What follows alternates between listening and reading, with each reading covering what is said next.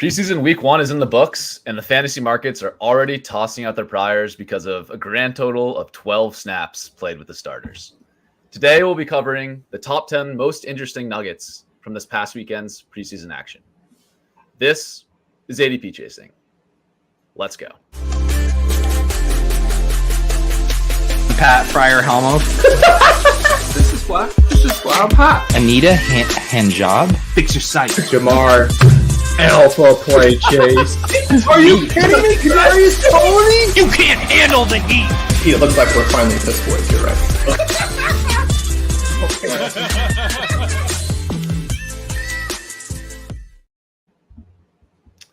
All right, everybody, welcome to August 14th edition of ADP Chasing. In the upset of the century, it wasn't Pat's or my internet issues that were causing delay here. Don't really know what's going on with Davis, but he will be. I know what's going on. So before we went on, we got a tweet reply here saying, talking about Davis's mustache and making fun of Davis saying, "Check out my mustache." And then he said, "Oh no, the mustache has been shaved, so that you won't make an appearance." And then he ends up being late to the podcast. Now this strikes me as pretty clearly a sign that he ran to go shave his mustache. Just decided the mustache couldn't make any more appearances on podcasts, and that's why we're sitting here. So Davis lathering up, making sure his face is nice and soft before he shaves. I mean, it makes sense if you watch the stream, the draft stream. He probably doesn't want any memory of that mustachioed draft stream with Liam and Kyle to still be continuing on. So he's probably got to cleanse his face of that. I do appreciate it. Yeah, I certainly don't want that mustache anywhere near this show. Yeah. Well, anyways, we had preseason week 1 this past week. We'll wait a little bit for Davis before we get into the charts here. But Pat, curious, are you somebody who actually watches preseason games, or do you just read the snap summaries? Nathan Yankee, thank you for your service. No, I do not watch the preseason. I mean, the highlights make their way across, and I get to see that on Twitter. So, Chris, by the way, pointing out that I probably just have mustache jealousy, which is fair. I cannot grow I could grow a mustache. I can't grow anything but a mustache. I can grow the world's worst mustache that no one wants to see. So, that's probably something to that. But no, I don't watch the preseason. I find it boring, to be honest. And so I just go and I check out the snaps. I seriously do think Nathan Yankee stuff is really helpful. It's awesome. Yeah. Because, it's the context of like, okay, he's been doing this for a number of years as well. So he can be like, this team like normally does this. And the fact they didn't do this is interesting. Or, they usually rotate their running backs by series. And, they either did or didn't do that. Or we can kind of, because we're just trying to parse the new information. And I think people push back on the preseason stuff to some extent. You point out, like, in the intro, we're all now throwing out our priors. You don't want to do that, obviously. But, a lot of like noisy stuff happens all the time in the NFL. Like people have been pointing out the Josh Jacobs one from last year. He was used a lot in the Hall of Fame game. But then who was it? Someone on Twitter was like, he did rest with the starters for the rest of the last. I think it was Josh or Hayden. I think that. Okay. That yeah. I saw. Yeah, that. I think it was Hayden. Yeah. So that was like, So that was a very helpful follow-up data point. The one that sticks with me is Antonio Gibson 2 years ago was not used in third down situations with the starters in the third preseason game, I guess, at that time, or the second, whichever the meaningful preseason game was that year. Yep. And J.D. McKissic was, and that was like very important information that I mostly disregarded. I was like, whatever, preseason, who cares? But like that, I knew I was kind of probably being stupid even then. Like this probably matters some, but it's like, then it's like, well, whatever, like he'll take it over by the end of the season. But we are getting nuggets of information. They're buried in nuggets of noise. But like, I don't know, is it like, it's not as powerful as week 1, obviously, but like week 1's like that too. When we're in week 1, we're like, oh, what does this mean? What does this mean? But no one's like, don't pay attention to week 1. It's going to take some work to get the right lessons out of the preseason stuff. But I do think there's lessons in there. I do too. Yeah. I was joking in the intro about 12 snaps played with the starters. I think I'm on the same page as you, Pat, where obviously there is noise. And, when, for example, Devon A-Chain, he's playing with the third team this preseason game. He's playing behind Myles Gaskin and Salvin Ahmed. Like, that's something that strikes me as, okay, he's a rookie running back, and, like, that's normal. I'm not, like, completely, taking out the panic button and fading, A-Chain completely. But at the same time, it's like, it would be better if he was playing ahead of those guys. Like, there are some rookies that are like, Musgrave is playing with the ones. Like, right. There's other, Tank Bigsby got snapped with the one. So I think the pushback on like, oh, preseason is meaningless, like toss it all out. It's like you have to put it in context. I think particularly for rookies, because that's just how the NFL works. Like, these guys are very often buried on their depth charts to start the season, and that's completely normal. But the folks that are like, I saw Levitan, he put out a great thread of the preseason takeaways, and it's still tons of responses of like, oh, overreacting the preseason, this means nothing. I mean, people have to realize, like, yes, some of these reactions like will end up being wrong. Like, it's not going to be perfect, but all in all, like, I think paying attention to preseason usage is like an edge that you have if you're able to parse it appropriately. Edge. Yeah. I generally think doing work is an edge. You know what I mean? So if you're like thinking through, like, if you're bothering to incorporate new information and then think through it about what was and was not baked into this guy's outlook, and then what this new information gives us, I think it's an edge. Like, I think some of the pushback is like, it stems from like laziness to an extent. Like, don't get this stuff out of my face. Like, I don't care. I don't have to think about this. And obviously if you just like flow with the wind of, this guy got 8 snaps with the Snars and this guy got 9. No. Like, that would be stupid. But like I think like the A-Chain one's a good one, right? Like, what's baked in? Well, you could argue that like his current price doesn't really reflect really any early season production. Like, it's pretty much like he never really bounced back fully from the Dalvin Cook rumors. He is priced basically as like a late season, high upside, but like you definitely need him to like be good, but like a guy who can come on down the stretch as a rookie with elite speed and fully pay off for you at his current ADP. So docking him a lot for not being involved as like a clear starter right away. I mean, like, if A-Chain was like a clear starter, it should be like a 6th round pick, 5th round pick. Like, it's not baked into his price, so don't freak out. But then there's guys like, like Penny. Like, I'm a little nervous about Penny because I'm like, he's kind of priced like he's going to have some kind of role right away. I mean, they're not priced like that differently from each other, but it's like a bit of a different bet because it's like a crowded situation. And so now with Penny, like, I'm not freaking out too much, but I'm like, I thought Penny was like kind of almost helpful in the early season because I'm worried about this injury risk, but at least like he'll have this role. And now it's the opposite. I'm like, well, now it's a bet on talent play where he has to like prove himself probably and stay healthy. And I want to spend a little less on that. And I want to fit that into my running back rooms a little differently as well. Like, some of it can just be kind of like qualitative, like what type of jigsaw piece is this guy and how does he fit into my rooms? Yeah, for sure. It definitely, I think the Penny one is a good example because what we saw doesn't change his like true upside case by any means, but I think definitely has a lower floor introduced with that information. And we'll get to the Eagles RBs and sort of break it all down. But yeah, I totally agree. I think, some of the preseason pushback, I think it stems from a couple things. One, like you said, is laziness. 2, I think the industry like 5 years ago was really bad at analyzing preseason stuff. It was just like whatever rookie got the coolest highlights. It doesn't matter. Yeah, who looked good. Yeah, it didn't matter if it was in the third quarter or what. It was like, oh, that rookie got a huge highlight. Like, let's drive up our boards. And some of that still happens a little bit now, but Roshan it's a little Roshan right now. Yeah. And it's like, I get it. He looked good. But that's like kind of why I don't watch because the he looked good part of it is pretty useless. It's like he looked good, but it's so hard to know what that means against, he ripped off that run, middle of the third quarter against the backup defenders. Like, who knows what that means? Anyways, the Roshan people think I'm biased against Roschon. Like, the reason I'm not reacting to that clip at all has nothing to do with my bias. It's that he entered the game after Tristan Ebner, which, again, he's a rookie running back. That's to be expected. But, like, I don't think we got new news on Roschon that's, like, great, right? Like, if he played earlier, if he played with the starters, that would be good news. I'm not reacting to, like, a 19-yard run against backups, even though I admit he looked really cool doing it.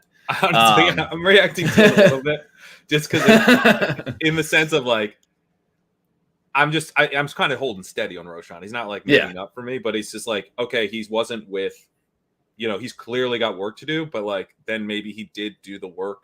Because look, I mean, the guys are watching these games. We know from watching Hard Knocks and stuff that the coaches, like, to a level that is like frankly stupid, care about who wins these games. Like, they really care about like whether or not they're fourth or fifth. Dudes who will never play a snap for their team ever because they're all getting cut.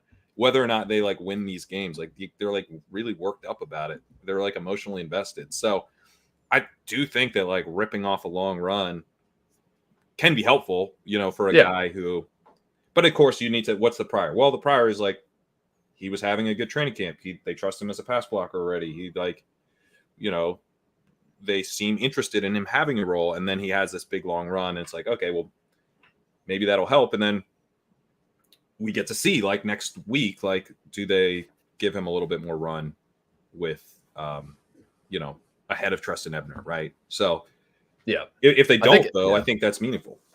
Yeah, and I think Ebner did actually get hurt in that game, so that's like a very small injury to watch. But anyways, we're gonna get started here.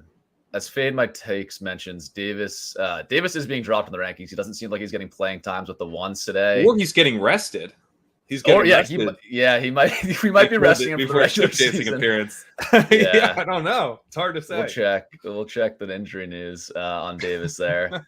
But it's 20 minutes past 12. Where's Davis?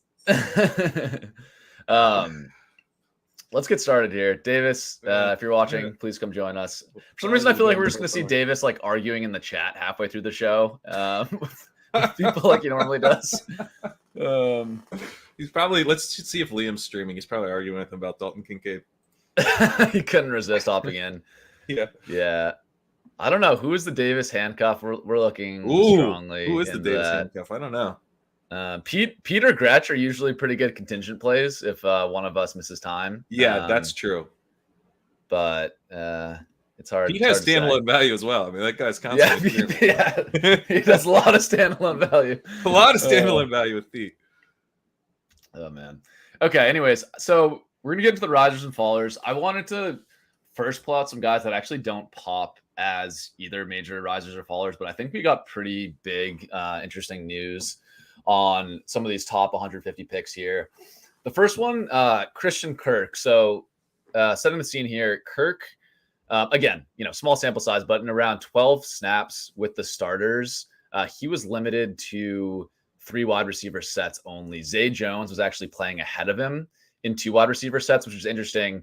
This nugget was from Nathan Janke's article on PFF.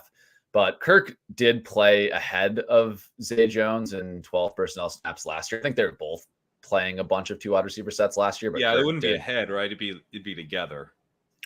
Yeah, but I think so. Marvin Jones played more snaps than you think. And so Janke's article said that Kirk, I think, played in like 89% of 12 personnel snaps last year, where Zay Jones only played in like 60%. So I think Zay Jones had a 92% route rate. And Kirk had a 95% route rate.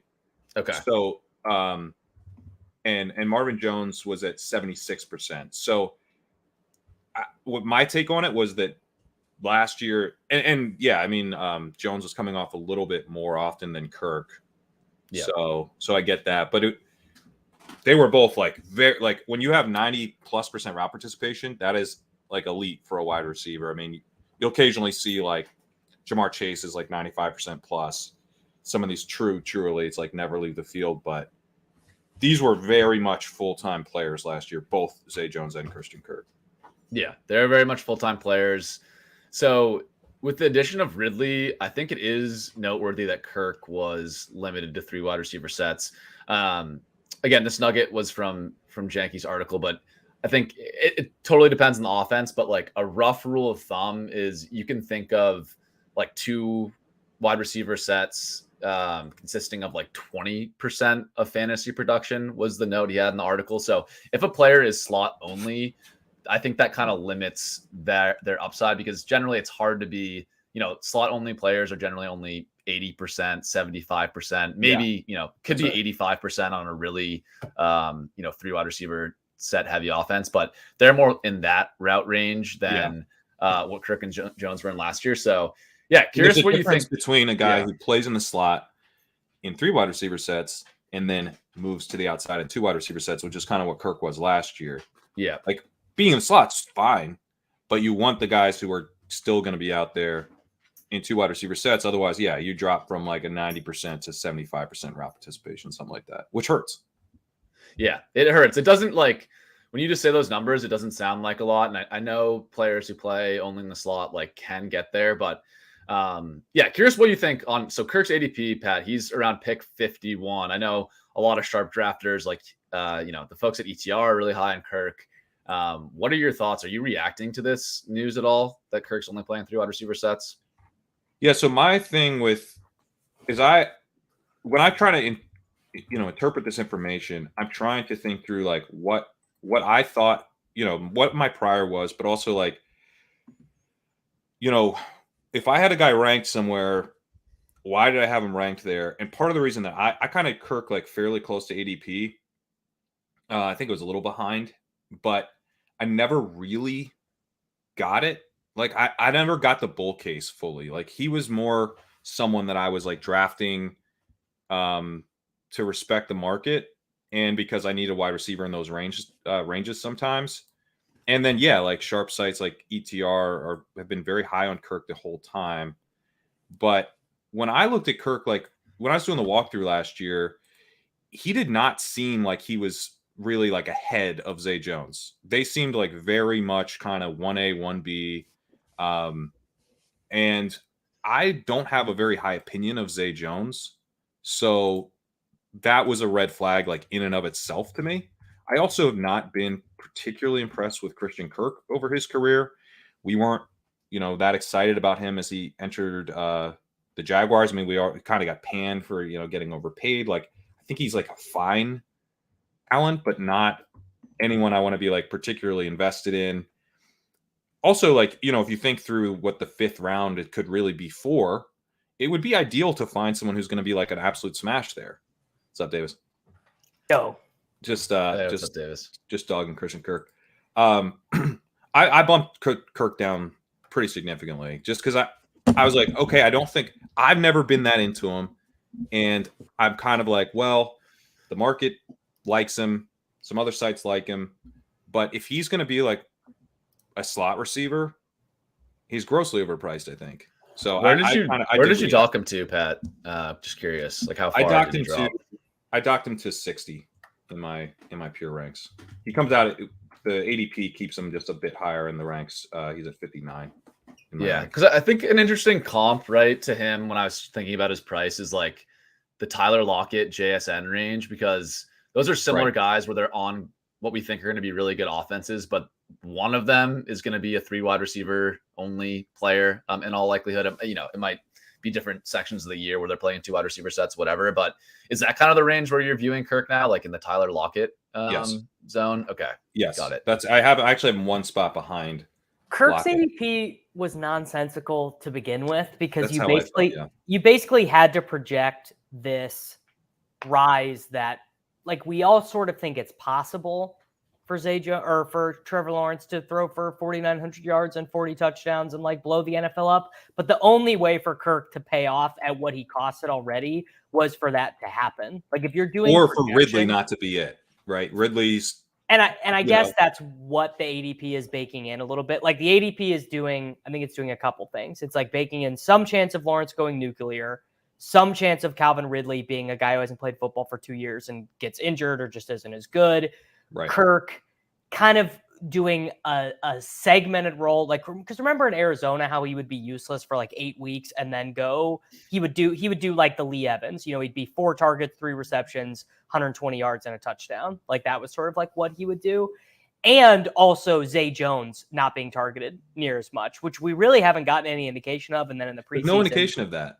Yeah, we got the opposite indication, right? We got that the team actually still really values Zay Jones. And for me, it's just like, I'm never clicking Kirk over Ayuk. I like Ayuk so much more, actually in a very similar way, where like the target role maybe week to week isn't super projectable, but I like the Ayuk ceiling more. Ayuk, I think, has more contingent value. And both the Seattle guys, JSN and Lockett, I like them more as well. So he just felt like a bad click, and I barely have any of them, and I'm probably going to take less of him now. Yeah. I mean, I some of them because I just get to a spot where you're like, I need a receiver, and it wouldn't be terrible to have. Yeah, I had 6% Kirk. So I was like capitulating a little bit more, which now I regret. But yeah, I was always kind of like, felt like I was forced into it by the room. When you just need that, it's like 503 and you really need a receiver. Yeah. Yes. Yeah. I think I don't have my exposures up right now. I think I was probably at market or slightly above market on Kirk. For me, it was just, he put up 1,100 yards and 8 touchdowns last year. And I think I agree with what you're saying. Like the narrative of Ridley coming in and taking snaps, like that scared me a little bit, but it's also a guy who hadn't really played football in a couple of years. So I think in my drafts, I was just saying, you know what if Kirk can just be a little bit, what if, Lawrence takes the jump, Kirk just maintains like this sort of, quasi alpha share of the team's offense, which he kind of did last year, right? Not a huge target alpha, but he was the leading target earner there. What if he just maintains that and the Jaguars get a lot better? I did sort of see the upside just for the overall offensive environment, but yeah, I'm a little concerned. It does make sense in 2 wide receiver sets. When you get into the red zone, that Zay Jones, he's a much bigger body than Christian Kirk, probably a better blocker for those type of situations. It does make sense that he might get squeezed out in some of those. So I think it's fair. It's fair to dock Kirk. I still would probably, I view him similar to Lockett, JSN. I wouldn't dock him much farther than that. I think he's sort of safely in a tier with those guys. I guess actually I'm thinking about it, and maybe I'd be more likely to draft him now, because if he falls 10 spots, I can see teams where I'm more likely to or if he kind of gets into a spot where like you'll be at a turn and Kirk and Lawrence are going closer to each other, so structurally it just makes sense. Like I can see that happening. But just not a guy. Lawrence goes in the middle of the round, and now. Right, doesn't he go in the middle? And then Ridley is now starting to creep up to the Lawrence is such a random faller. Like I will be doing I was doing like a DK $10 slow, and I opened up this morning. The DK app was down, and I thought I just autoed on like 20 drafts, and I was panicking. But I opened. They fixed it. It ended up being okay. But I opened it up, and I was like, I think I was on the clock at 86, and Lawrence was there. And I was like, well, sure, I'll just take him. Like, I'll just take, I'll take Evan Ingram or take Bigsby or like whatever. Just because I think quarterback fall. This is such a random point, but quarterback fallers on DraftKings, like, don't look that gift horse in the mouth, because quarterbacks never fall on DraftKings. The room giveth, and it'll taketh away at quarterback. You will get locked out in DraftKings. I just took Derek Carr at 125 and 1 because all the quarterbacks were gone, and I was like, I'm gonna have Sam Howell as my quarterback too if I don't do something here. But I think late quarterback on DraftKings, if you get a faller, a 10, 15 spot faller, those are potentially very unique teams for the 3-week sprint on DraftKings. Yeah. Not to get sidetracked in this conversation, but that's something I've started doing more this year, where in the past, like if I had, naked Burrow fall 20 picks past ADP and I didn't have Higgins or Chase, I'd be like, that's a fish pick to take him. Now I'm that guy where if the quarterback falls like 2 rounds past ADP, I'm just saying, like, assuming I didn't already draft Mahomes or Josh Allen or something like that, I'm just saying, you know what, I'll take Burrow and I'll get one of the cheapest, like, Burrow, Irv Smith stacks in the tournament. Like, that could be viable, right? Like, so I think a lot of people would probably say that's dumb to do that. But once one of these elite pocket passing quarterback falls like 2 rounds past ADP, I'm just clicking it.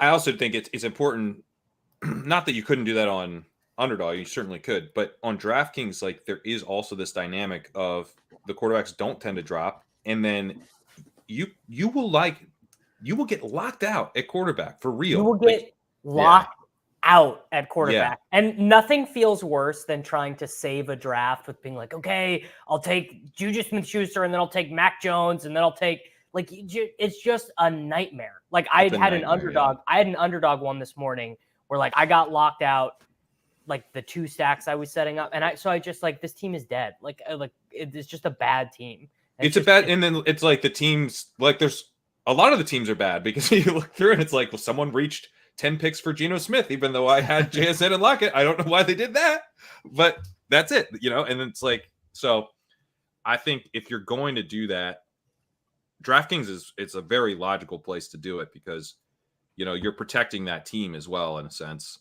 You're scooping a value, but you're also making sure you don't get locked out in a format where that can happen. Yeah. Let's move on here to Khalil Herbert. This is an interesting one. The Bears starters only played 7 snaps, but Herbert did play 100% of those snaps with the starters. The order of running backs entering the game, it was Herbert with the starters, then Foreman came on next, then Tristan Ebner, who I believe left with an injury, and then Roschon. So that's sort of the default, as of now, ordering in the Bears backfield. I thought this one was notable because it was talked about how Herbert and Foreman were rotating with the ones, but there were multiple drives the starters got. Admittedly, they were short drives because there were huge plays from both Herbert and DJ Moore in this one. So not a ton of snaps, but Herbert did seem to have sort of a lock on the snaps with the starters in this one. Davis, what are your thoughts on Khalil Herbert coming out of this game? Are you moving him up at all based on this sort of small sample of snaps? So this is the kind of stuff I actually am taking note of. Like, I think there's some preseason stuff you should take note of, some stuff like the Eagle stuff that we will get into. It's like, well, actually, if you look at them in the preseasons past, like they've done weird stuff like this. And then Sirianni said after the game, like, oh, I want all these guys to get tackled before week 1, whatever. But I think it's like just a pretty clear signal from a Bears staff that's like trying to figure out how to actually have a good offense, like a functional offense, that Herbert played all the snaps with Fields, got a design target. I don't care what he did with it. I mean, I guess it's better for him to score a long touchdown than to like fall over and fumble or whatever, but that's not really what you care about.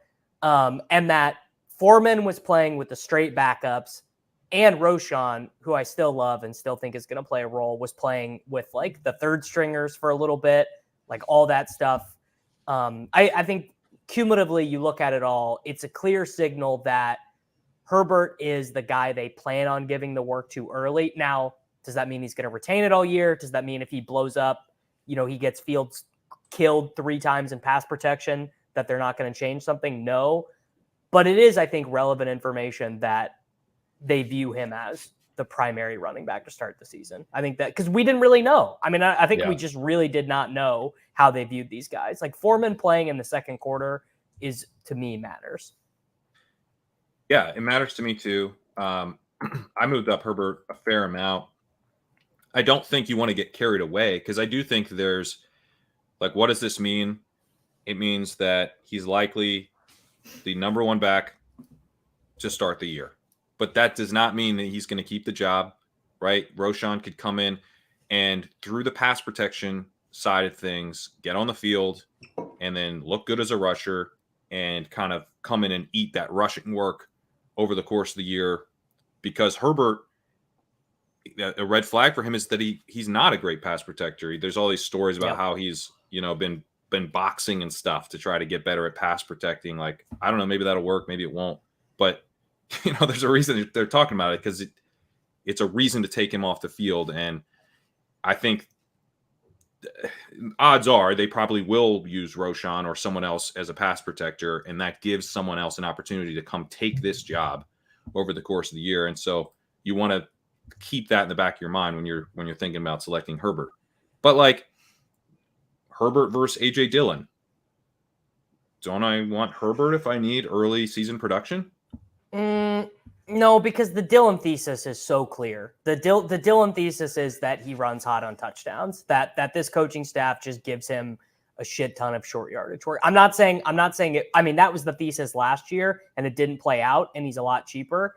But also, I mean, I think the Packers are just going to run the air. They're going to run a lot. They're going to run a lot. And the Bears are going to run a lot too, but you also got to segment out 30% of that production to the starting quarterback, which you don't have to do with the Packers. Sure, but I mean, like if I need an RB2, I'm already thinking if you have Breece Hall and Alvin Kamara. If I have Breece Hall and Alvin Kamara, or if I just have Breece Hall, or if I just have, even if I just have like Austin Eckler and I just punted RB2, because guys like Samaje Perine are jumping up in my mind. Like, do I want Samaje Perine or AJ Dillon?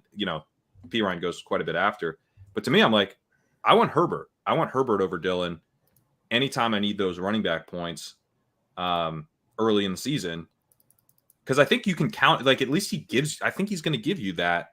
Maybe it's only for a couple weeks, but that's helpful. It's hard to see him losing the job before week 1 at this point, unless he gets injured, right? Like, he's going to get the first crack at it in 95% of scenarios at this point, I think. It is tough, right? Like, Dillon and Charbonnet, those are two guys I was thinking of. Like, I see how the nut upside case for those two guys is higher because, they're more proven as pass catchers. They're in offenses where I think the total pie of running back points is probably higher than in Chicago in an offense with Justin Fields scrambling and not really checking down much the running back. So I think the nut ceiling for Dillon and Charbonnet is higher, but like the 60 to 85% outcomes, I think are now like firmly better for Herbert. I would think so.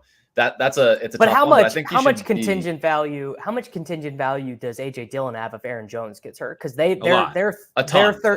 third running backs are Tyler Goodson and Patrick Taylor, and those guys are in like a camp battle. Like the coaching staff clearly doesn't feel good about either one of them. Like AJ Dillon AJ Dillon is sort of like reverse osmosis Tony Pollard, where he's like maybe the more talented guy in his backfield, but instead of being the satellite back, he's like the grinder back, but the contingent value is sort of similar. I think he's reversed Tony Pollard in the sense that like he should be the best back in his backfield because he's good, but Aaron Jones is good and Zeke was not good.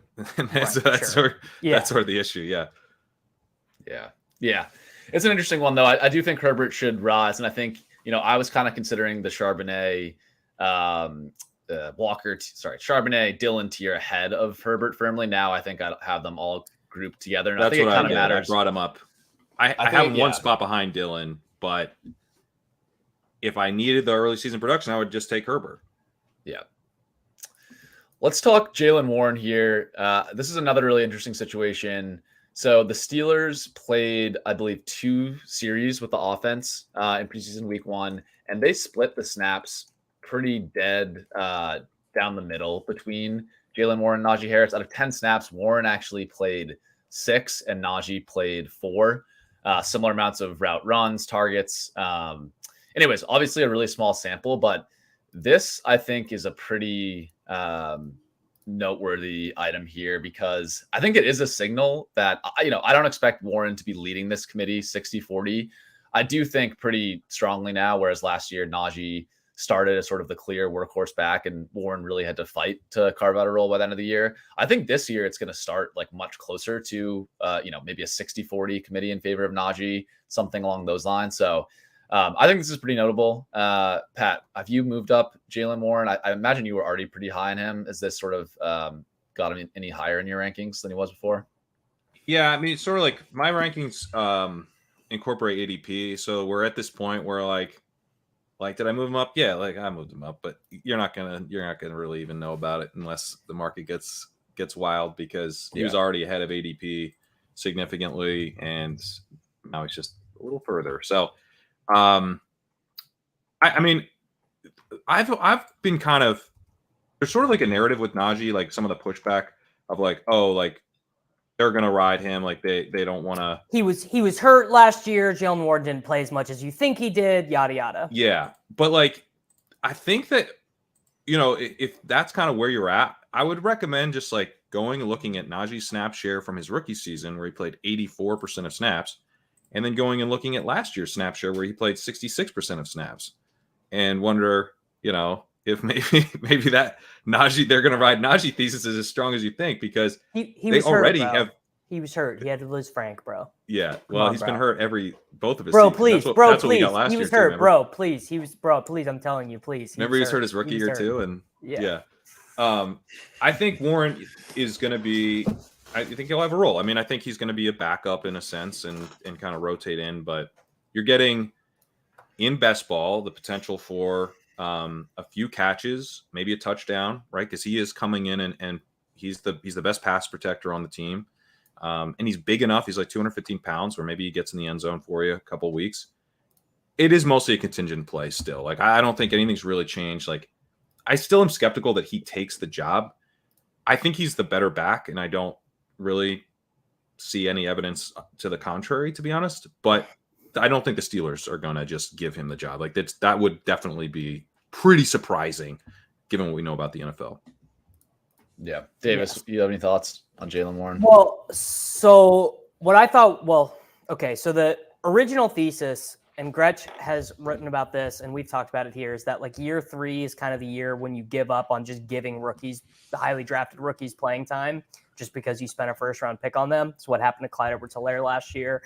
That's sort of the base case for just not giving Najee the touches. But then the other thing that was interesting was that, and this could just be a preseason experiment, and it could totally change when the bullets start flying, is that Najee he came off the field on 2 long down distance snaps, but then they also played Jaylen Warren on a 1st and 10, which they very rarely did last year. So maybe more of like a rotational style basis where it's not, okay, Najee's the grinder and Jaylen Warren is the scat back, but actually we just play these 2 guys both, and it just sort of doesn't matter.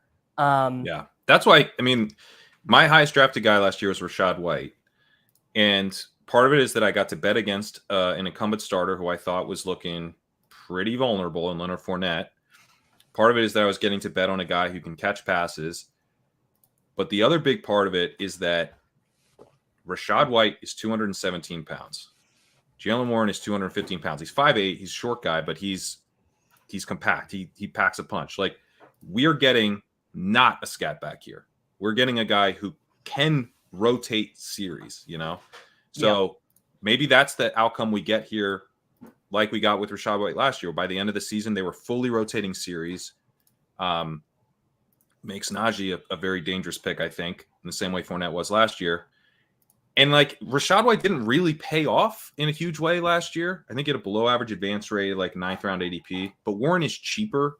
And also, like, I feel good about making that bet. Like, if I can make the bet where the guy forces his way into like a split by the end of the year, and the contingent value never materializes, like, oh, well, you know, it's not always going to materialize, but I think it's there. Well, the contingent value doesn't materialize a lot of the time. I think that is like Reeves actually is the most intelligent guy. Like, when I do drafts with him, at realizing this, that like we can wish cast on all these guys, but like the contingent value, you know, your Tony Pollard comes in and scores 30 points for 3 games, or Alexander Madison gets 2 spot starts against the Lions. Like, those are truly best case scenarios. Like, 1, starters don't get injured in a way that you anticipate. Like, it just doesn't happen. Like, not every running back gets hurt. And then also, you know, you get your Isaiah Crowells and your Amir Abdullahs, you know, coming in there to steal snaps here and there a little bit. The nice thing about Warren is that I think he does have both, though. He's got a little bit of standalone, and he's got quite a good bit of, you know, of contingent value, because they don't really seem to like McFarland, and Snell's not even on the roster anymore, stuff like that. Yeah, there's been some very minor Anthony McFarland buzz this offseason, but it's like, guys, he's been on the roster. He'll make the roster. He's been on the roster for 4 years now and has like barely played. Like, I think what you said, Pat, is true. Like, the positive buzz on him is like meaning he's going to make the roster, not that he's due for any type of role. You know, we saw last year, it was very much, I think Warren missed a little bit of time, and that's when Snell factored in last year, but it was very strictly a 2-man backfield last year for like the entire season, besides I think a couple of games where Jaylen Warren was banged up. Besides that, it was Najee, Jaylen Warren, nobody else, which I think you love to see. We never really got to see if the contingent upside case became a reality, because Najee didn't miss any time, but I feel pretty good about it, given that Jaylen Warren has shown, you know, he's a big back. He's shown he can do a little in the passing game. You know, I think he can handle the short yardage. So, and there's I a price pretty good about it. There's a price at which, like, he better be the Alexander Madison level backup, you know, like, and that price is probably he's getting there. He's getting there. It's trending that direction. Yeah, but he's I don't think he's there yet. Like, if you're taking him in even the 11th round, which is you're reaching ahead of ADP to take him in the 11th. Well, I think if he gets to that. range of guys we were just talking about, the Herbert, Charbonnet, Dillon range, like then I think he's like a bad click. Yeah. Like I feel comfortable drafting him ahead of Damien Harris. Maybe we'll talk about that situation later. I feel comfortable drafting him ahead of Jamal Williams. I think it would have to get up to like, I guess maybe I'm low on P. Ryan, so I'm not a good data point for that. But I think like him versus P. Ryan, like what's really the difference there? I mean, I think I'd prefer Warren. P. Ryan's going to play. P. Ryan's going to play a lot, I think. I guess, but Javonte's already like fully. It's what do you need? Cleared for contact. Like I don't know. He's gonna play a bit, but like later in the season, who do I think has a better chance of playing a lot? I think it's really close. And then it's like Steelers offense versus Denver's offense. I don't know. It's close. It's probably a wash. Like probably probably a wash. Yeah. Let's talk Rondale here. This one's interesting. A couple things to talk through. One, a lot of the Cardinals' key starters sat out the game. I don't believe due to injury, just rest for the key starters. That was James Conner, Marquise Brown, and Trey McBride. All didn't play. They just got the day off. So I think those guys are like key locked in, starters in the offense, which we all expected. Then the other wide receivers that played, it was Michael Wilson and Zach Pascal on the outside, and Rondale Moore was limited to slot only. He did, the one positive note, sorry, Davis, he did play pretty clearly ahead of our guy, Greg Dortch. So at least appears in the slot. I've completely capitulated on Dortch. I think I've taken Michael Wilson in every draft I've done for the last 4 days. Yes. I'm like working my way up to like 16% Michael Wilson. I'm done with the Dortch takes. I love it. Anyways, so I think that's interesting. And so there's two reasons I'm out on Moore at his price. One, I think baked into his price a little bit was the chance that he played in 2 wide receiver sets. Last year, he actually did do that quite a bit despite his size. So I was like, okay, he did it last year. Maybe he can do it again this year. The preseason usage was really bearish for him on that.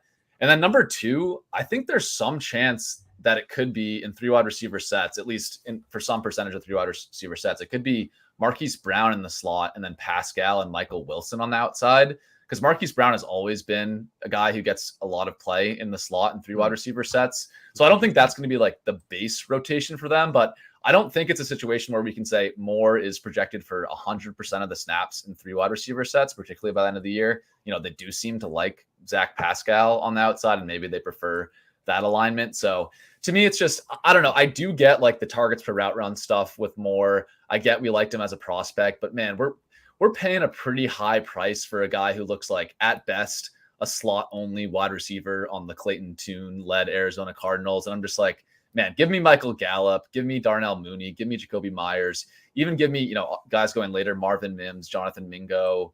Like, I just don't get why we have to pay this much of a premium for the slot-only wide receiver on the Arizona Cardinals. Even DPJ, like, why should DPJ go 30 picks later than Rondale Moore? Like, that's a much better offense. I think there's actually a chance. Just like, can we stop with them? I don't know. He might lose the job is why by the end of the year. Rondale, like if Rondale ends up at like wide receiver 65, I'll probably just draft him. Like I don't know.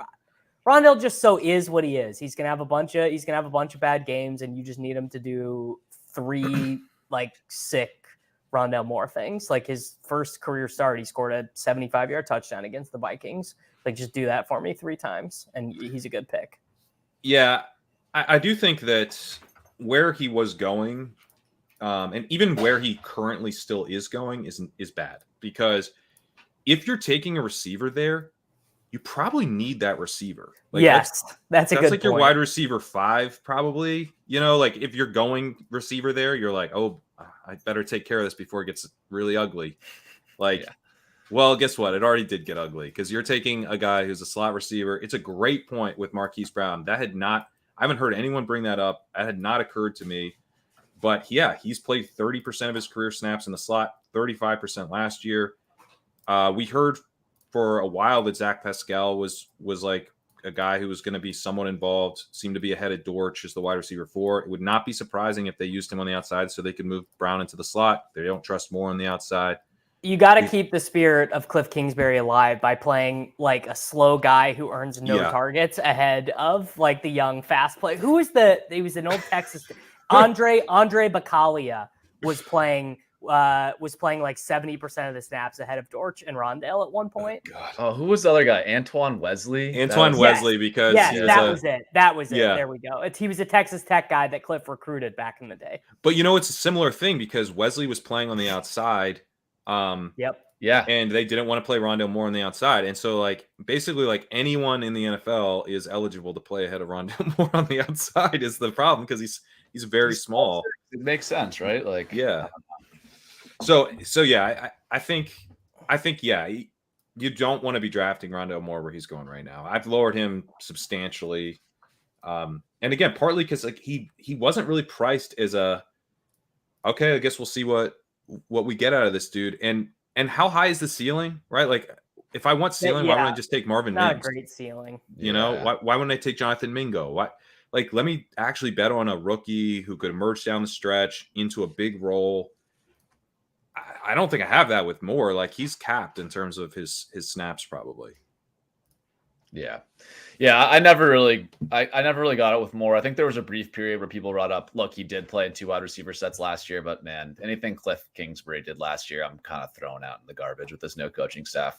I don't think using Rondale Moore on the outside in 2 wide receiver sets was a successful way to run an offense. It certainly didn't work very well last year for the Cardinals. So I'm kind of tossing that data point out. Let's move on here. It's been tearing up camp. The beat writers are he is the dude.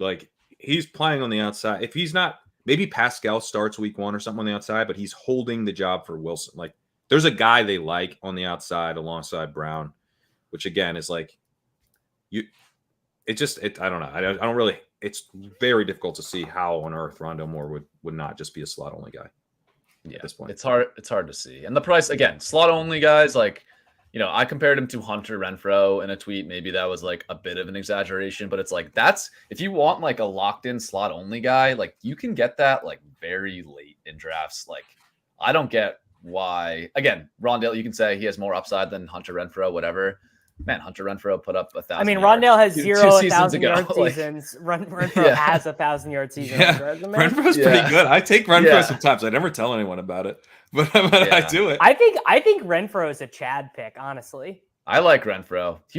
I took him 2 years ago when he absolutely smashed, just because it's hey man, if I'm buying the slot only Chad archetype pick in this context.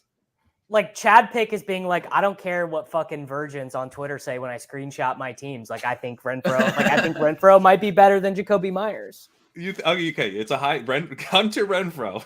is a high T pick. In this context, because it's anti-cabal. It's anti the best ball thought leaders. Anytime no one posts screenshots of their teams being I took Najee Harris and Miles Sanders on this team. And everyone's yes, sick, dude. The people who draft those guys don't share their teams. It's they don't want to. They're not involved in the conversation. They get shamed. I've been consistently ahead of ADP on Hunter Renfrow, and I'm at 9% on underdog. So I'm just we love to see my life, dude. High T. That's the advice. If you're gonna take slot only guys on bad offenses, take them in the 16th round, not in the 11th and 12th. It's good advice. Let's go to the biggest risers here. Kareem Hunt tops the list. I don't really want to talk about that because I don't really get it. Yeah, don't do this. This is stupid. Don't. Yeah, he's probably gonna sign somewhere, but whatever. No. Anyways, there is a takeaway here, which is that Kareem Hunt could literally sign as the 5th running back on, I don't know, what's the most crowded running back depth chart in the league. He could sign for the Buccaneers Eagles or something. Yeah, the Bucs. Yeah. He could. The Eagles, the Bucs, whatever, and his ADP would move up by 10 spots. If because you're seeing, and this is relevant because Zeke falls in drafts now, Fournette falls in drafts now. They've all met with teams. They've all been interested in playing football this year. Hunt was actually the one I was worried about because I hadn't heard anything about him. Now he's looking very likely to play this year. These guys are all unlikely to Will Fuller us, and they're all going to move up a lot in ADP when they sign with someone. As Hunt going to the Saints was before this Miller stuff was a worst case scenario. It's there's a starter, there's a young guy, there's a guy they signed to be the fill-in dude. Why would we even want Hunt if he's with the Saints? But yet his ADP moved up. Yeah, that's true. It doesn't matter. That's the lesson. It doesn't matter the landing spot. I think Hopkins is a good example of this too. Probably one of the worst landing spots in Tennessee for him, right? And he, I think, moved slightly up or at least stayed put. Even when there was, upside outcomes on the table like the Chiefs and the Bills that could have sent his ADP skyrocketing. Anyways, it's weird how the markets react to this stuff. Reminder, this is not like the stock market, guys. There's still some weird, inefficient behavior in these markets. So. And there's not bots, just yeah. I don't remember who made this point, but it's so smart. It might have been one of you guys. I don't, but like the idea we'll of both like take credit. I draft teams, not exposures, like that seems sort of relevant. Yeah. Like, sure, maybe you get a shit ton of closing line value on Kareem Hunt, but then like you've got Kareem Hunt on your teams and he might like just be Yeah. Now you have Kareem Hunt. Like, what do you do with that? Congrats. You won the CLV lottery. You have to use Kareem Hunt's points all year. Yeah. Don't search for my Julio Jones CLV takes in August last year. I think Pat, you might have walked on that grenade with me, but I was there. I was happy. I had some victory laps in like July when he signed with the Bucks, and like look at the CLV value. Surprisingly, didn't win any money on those Julio Jones teams. I don't know what happened, but the one thing that looks into it. Look, if we're all going to step on Leonard Fournette landmines, what I will say is, at least you won't draft any 10th round Leonard Fournette. When he signs with whatever team, like you're going to have all the Leonard Fournette you need. You're going to have all the Zeke Elliott you need, right? So someone's going to be drafting 10th, 11th round Zeke when he signs somewhere, right? It won't be you, at least, if you get it now. Now, you will have a dead roster spot where you drafted him, but at least you won't take him in the 11th. Yeah. It's good advice. Anyways, let's talk Tank Dell. This one is a little convoluted, so I'll try to break it down. This is the pursuit of slappiness pick of the year. That amazing video, video that Lou made. He needs to do a remix with showing screenshots of Tank Dell at a pick 136. Like, guys, he's fun. He's got a cool name. He was so good in college. We are talking about like a Tutu Atwell, but maybe the wide receiver 5 on the Houston Texans. Like, Go on. I know he's fun. I know he's fun. But this ain't it, Chief. Yeah. Like he literally, I think, is the wide receiver 5 on the Texans, even after his good preseason game. And I know he scored a touchdown, but the touchdown was an accident. It was an like accident. A bobble. Yeah, it was like a bobble. Yeah, but look what that did for Sky Moore. He's a starter now. Oh my god. Also, his second biggest highlight of the night was like a slant pattern in like prevent coverage where literally he didn't even have to run a route. Like he just had to run wide open and then he took it like 20 yards like down the field. It's like this is like the preseason highlight overreaction. I think it was also that this was the first preseason game, so it got a lot of like spotlighted attention. Yeah, totally. This is bad, guys. So Noah, okay, I'll break it down a little bit why Davis is saying he's the wide receiver 5 because that might seem outlandish, but I think it's actually like close to the correct take. Noah Brown, which is surprising, and Robert Woods both got the night off, which I think actually suggests they're like locked in starters. Surprising with Brown, makes sense with Woods.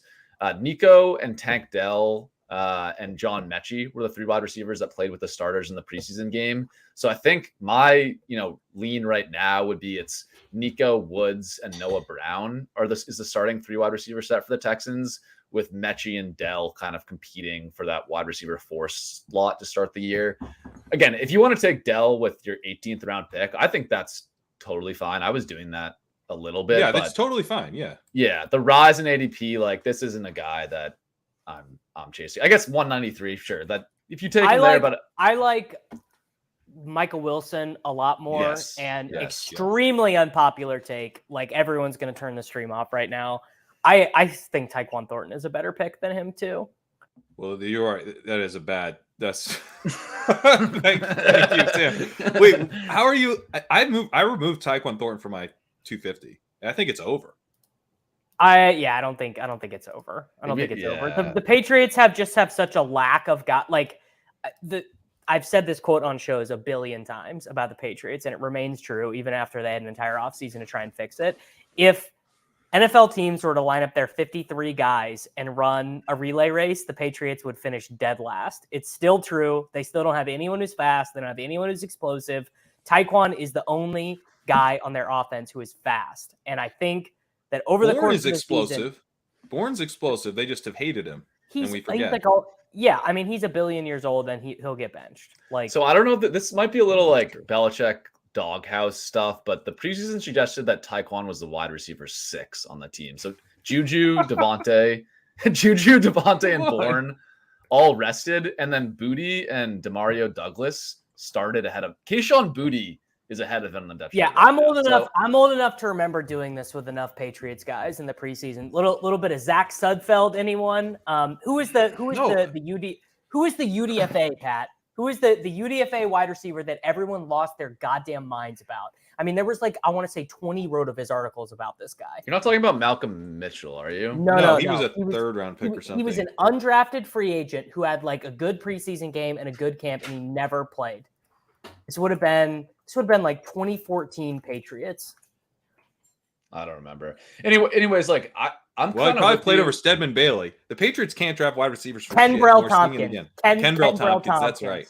That's right. Yeah. I mean, okay, that's fair, but like we're not talking about Demario Douglas, who is that guy, who probably is ahead of Tyquan Thornton, but like maybe isn't, right? Because it could be his preseason hype. He could be Kenbrell Tompkins. But we're not saying draft that dude. We're just saying, like, yet again, the Patriots seem to be like very suspect of a super suspect prospect that they overdrafted. Tyquan Thornton was not a very good prospect. He was fast, and that was like really the only thing you could say for him, other than he was a second-round pick. He was not efficient last year, and he now appears to have tumbled down the Patriots depth chart. I mean, like, who scores more points this year, Tyquan Thornton or Mac Hollins? Hollins. Pretty easily Hollins, isn't it? The answer's Hollins.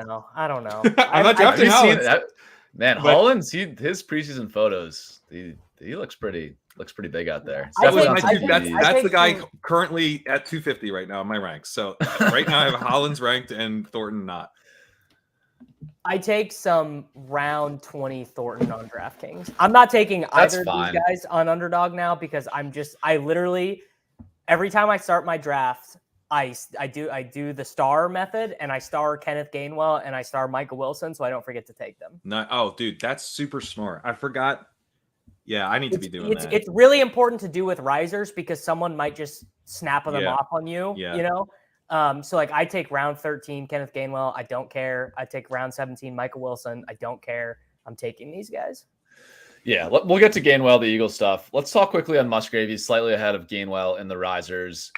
This is pretty straightforward. He just played all the snaps for the starters, played pretty clearly ahead of Tucker Kraft. I forget. Tucker Kraft. He's all these tight ends sound the same to me. The one thing I'll note is Josiah DeGuara, who played like a limited role for the Packers last year, was out due to injury. So like, I think that adds like a tiny bit of uncertainty into like maybe DeGuara plays a little bit and they have some role for him. But anyways, I think I'm just mentioning that as sort of like a footnote. I really do think this is the Luke Musgrave show in Green Bay. And I'm pretty happy drafting him where he goes. Like, I think you're getting a starting tight end, 17th, 18th round, who, second round pick, elite athlete. I think there's some upside there. So I have, I'm slightly overweight on Musgrave, but yeah, curious how you guys are playing that situation.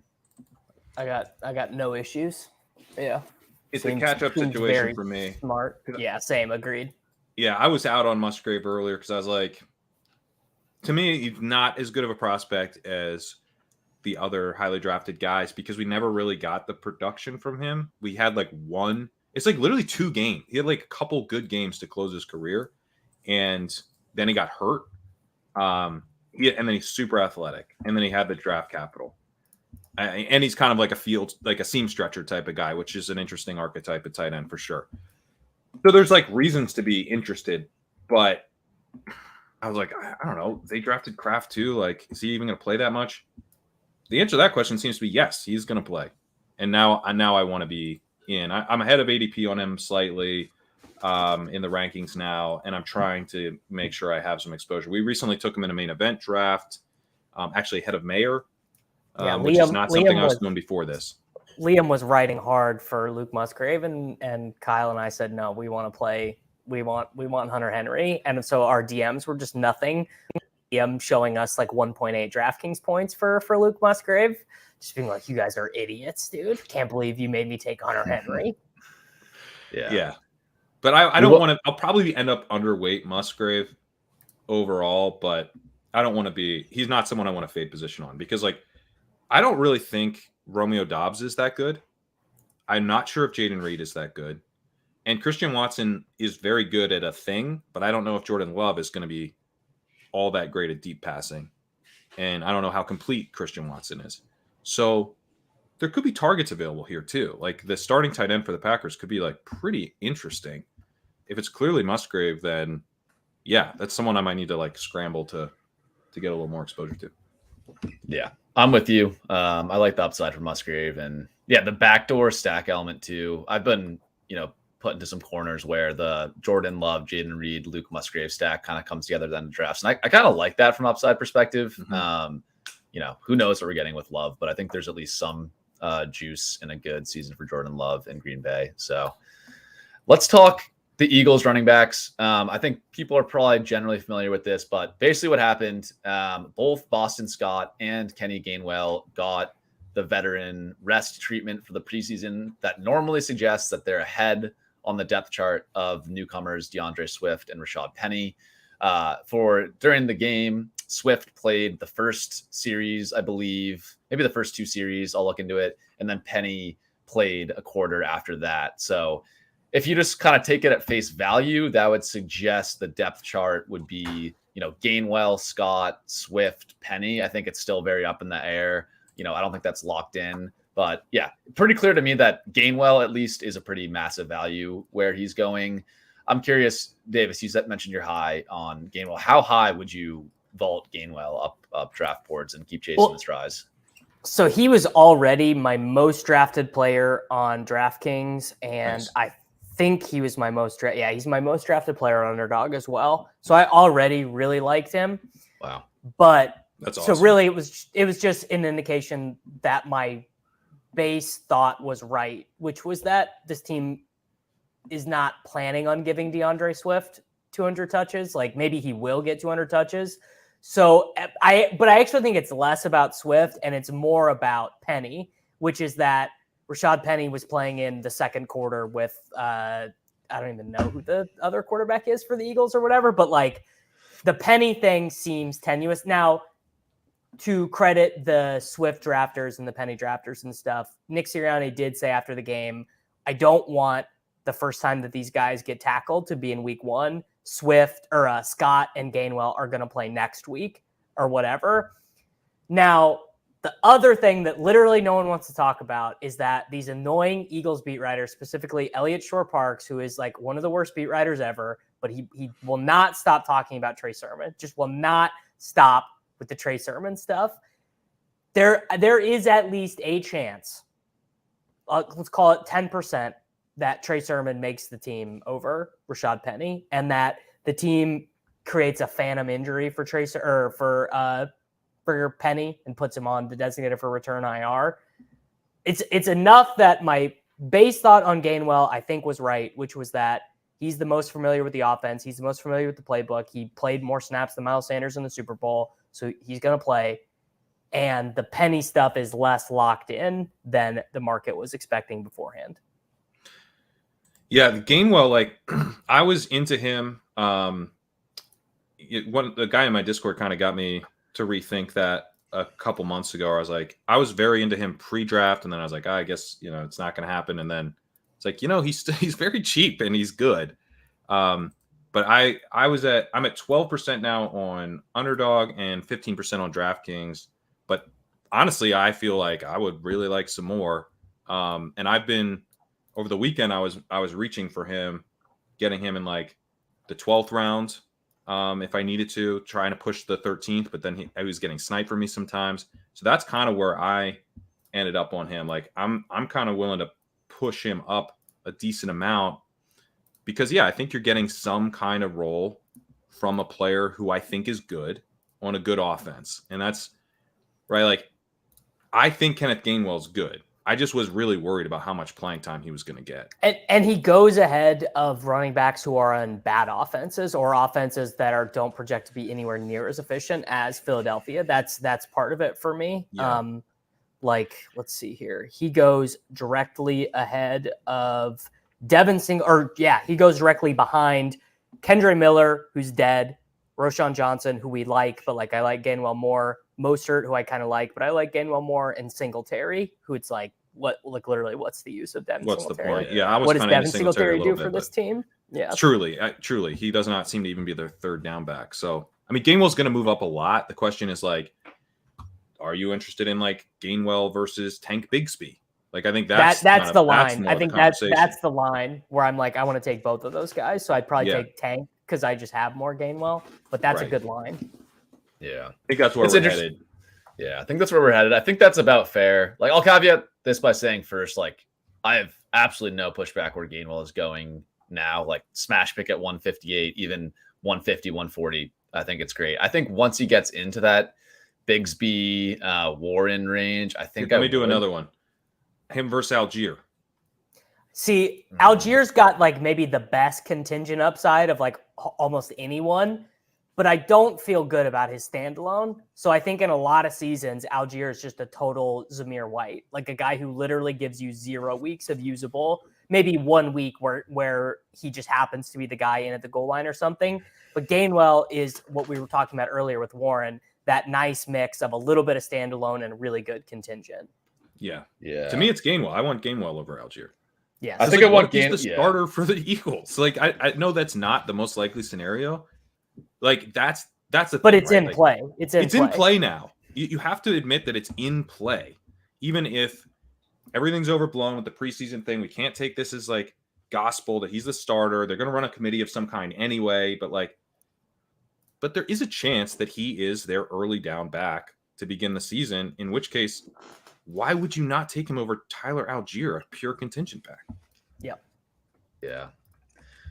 Yeah, I made this. So I was wrong on Gainwell. I'm underweight him, and that definitely feels like a mistake. So I'll say that up front that I definitely think I was wrong there. That was just some kind of process error.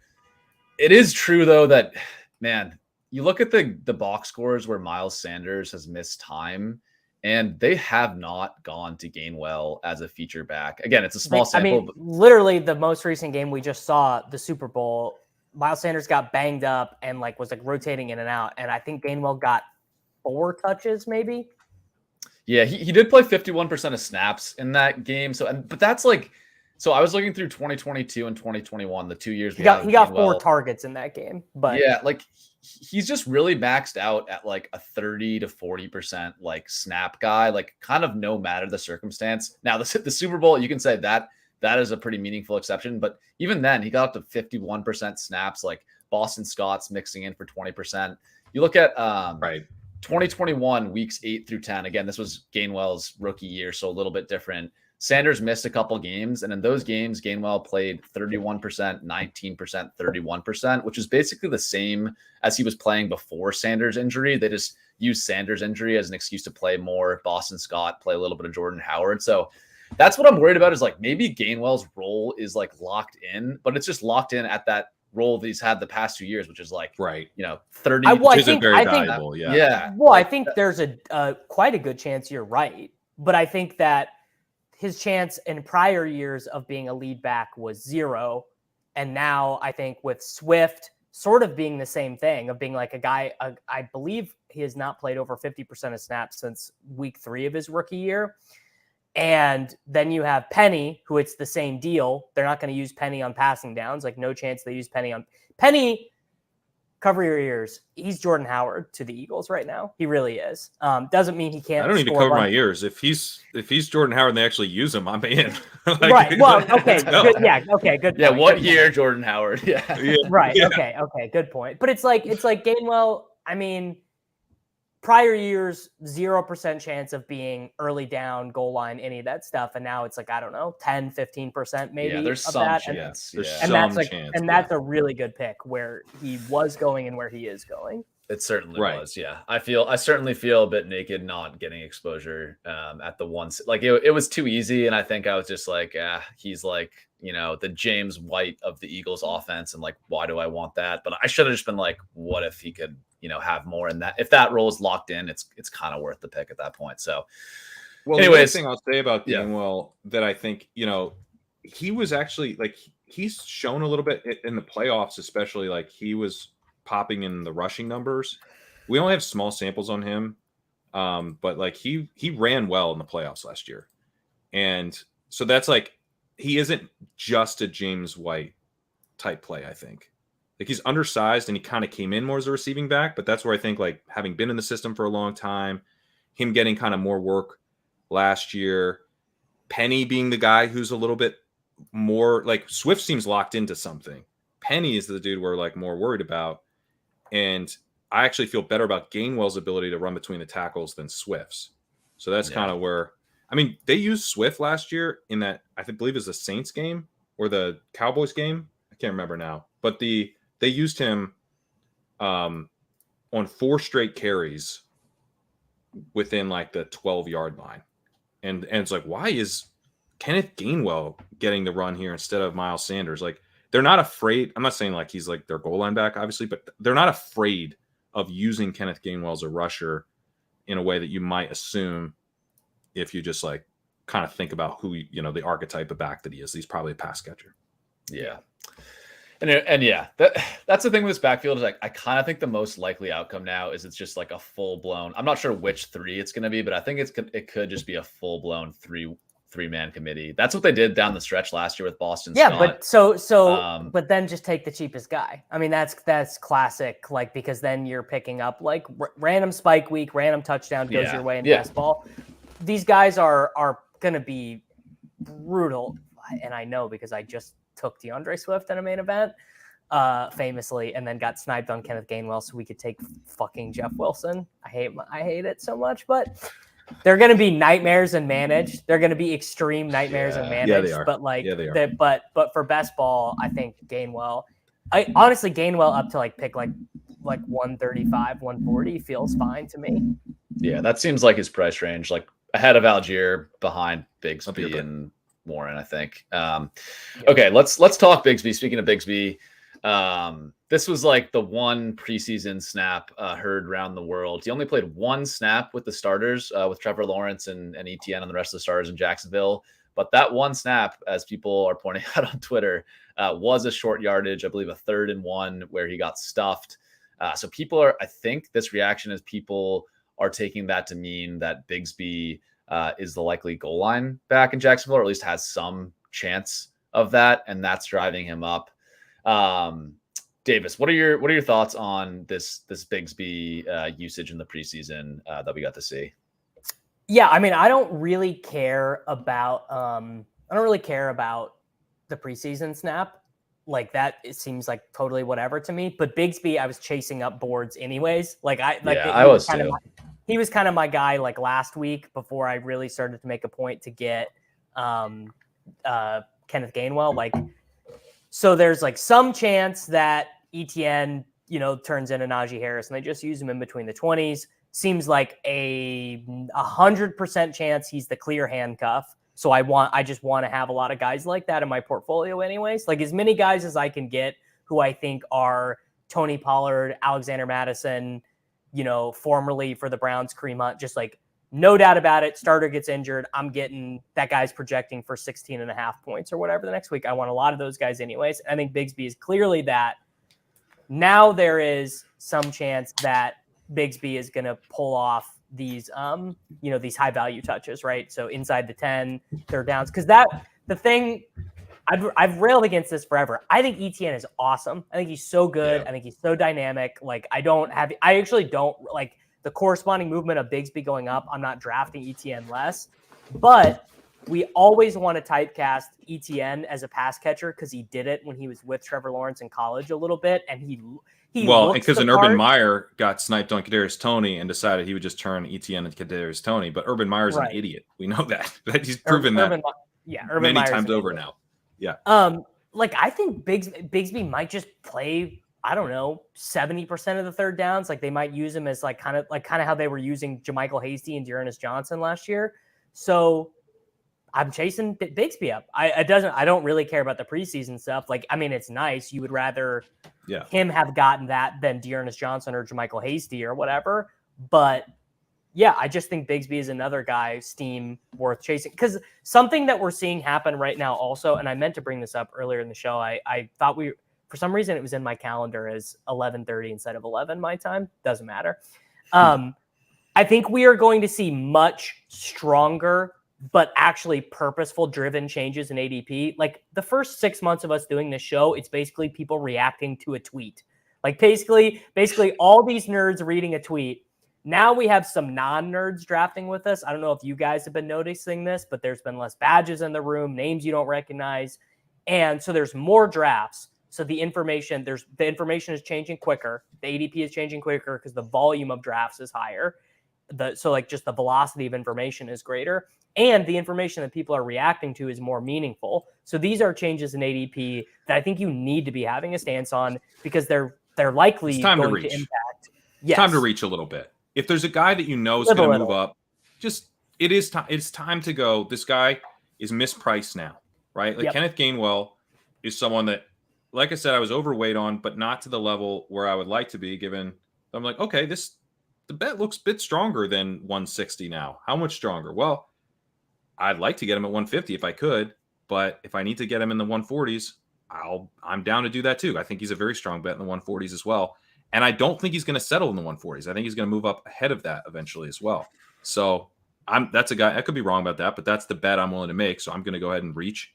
I don't think 12th round Kenneth Gainwell is going to look bad in a month. I think I'm going to be totally fine with that. So yeah, not everyone, and don't, I think in general, we're kind of like, I would say we are sort of in on most of the preseason takes, it sounds like, but also try not to lose our heads. But, this is a spot where the ADP is going to be shifting a lot. So you might as well try to strategically get ahead of some of those spots. Yeah. Pat, before we move on from Bigsby, what are your thoughts on ETN? It sounds like I think we're all probably fine with Bigsby where he goes, or I actually like him quite a bit, but like David said, I'm not taking this. Like, I do think one of the inefficiencies in the fantasy community still is so many times like the running back discussion becomes like the team RB2 versus the team RB1, where in many situations and the last couple of years, and this guy's awesome. Yeah, like if it's a running back in a good backfield where I like both the prices, like I did this last year with Seattle. I'm doing it this year with Jacksonville. It's just like, man, I want shares of like the running back on the potential Trevor Lawrence like ascension team, and I think both ETN and Bigsby have cases for being really high upside plays. So I still like ETN. I do like Bigsby. Are you nervous about ETN at his price in sort of the 40s with the potential Bigsby stealing goal line usage narrative that's going around now? I'm not. What I'm nervous about is trying to get my exposure actually above market on ETN, because I'm sort of nervous about being underweight, and maybe this will help me get back to being overweight on ETN. But right now, I think I'm at like 6% ETN and on underdog. Yeah, I'm at 6% ETN on underdog, which I would prefer to be a little bit above the field on him, even with this Bigsby stuff, because he's a 4th round pick where we're getting an explosive rusher, a guy who is a capable pass catcher, although he's never going to be like amazing there, I don't think. And he was very consistent as a rusher as well last year. Maybe he loses some short yardage stuff, but like, I don't know. I mean, I don't think Tank Bigsby as a rookie is going to come in and be like a dedicated every short yardage run. That's not even really what coaches do. Like how many can anyone give me an example of a rookie coming in and then getting like literally all of the most important touches? Like it's just a sort of backwards on how NFL coaches think. Now it doesn't mean, conversely, it doesn't mean that he's not going to get any of them and that he'll get sniped some. Get every one. He's going to get some, but I mean, literally this just happened. Like how many running backs don't lose high value touches? Like Derrick Henry and Christian McCaffrey. Like there were games. I know this because I remember sweating out a first touchdown bet. There was a games last year where Sony Michel was getting goal line touches over Austin Eckler. Like teams just do this. Yeah. They just do. Yeah, I just pulled up my DraftKings exposure. I'm 11% there, which I feel much better about.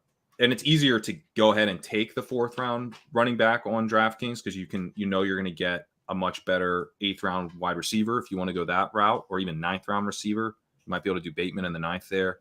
So to me, it's like the thing that's made me nervous about ETN is that why am I underweight on underdog is because of structural stuff. It's because the 4th round, I almost always need a wide receiver.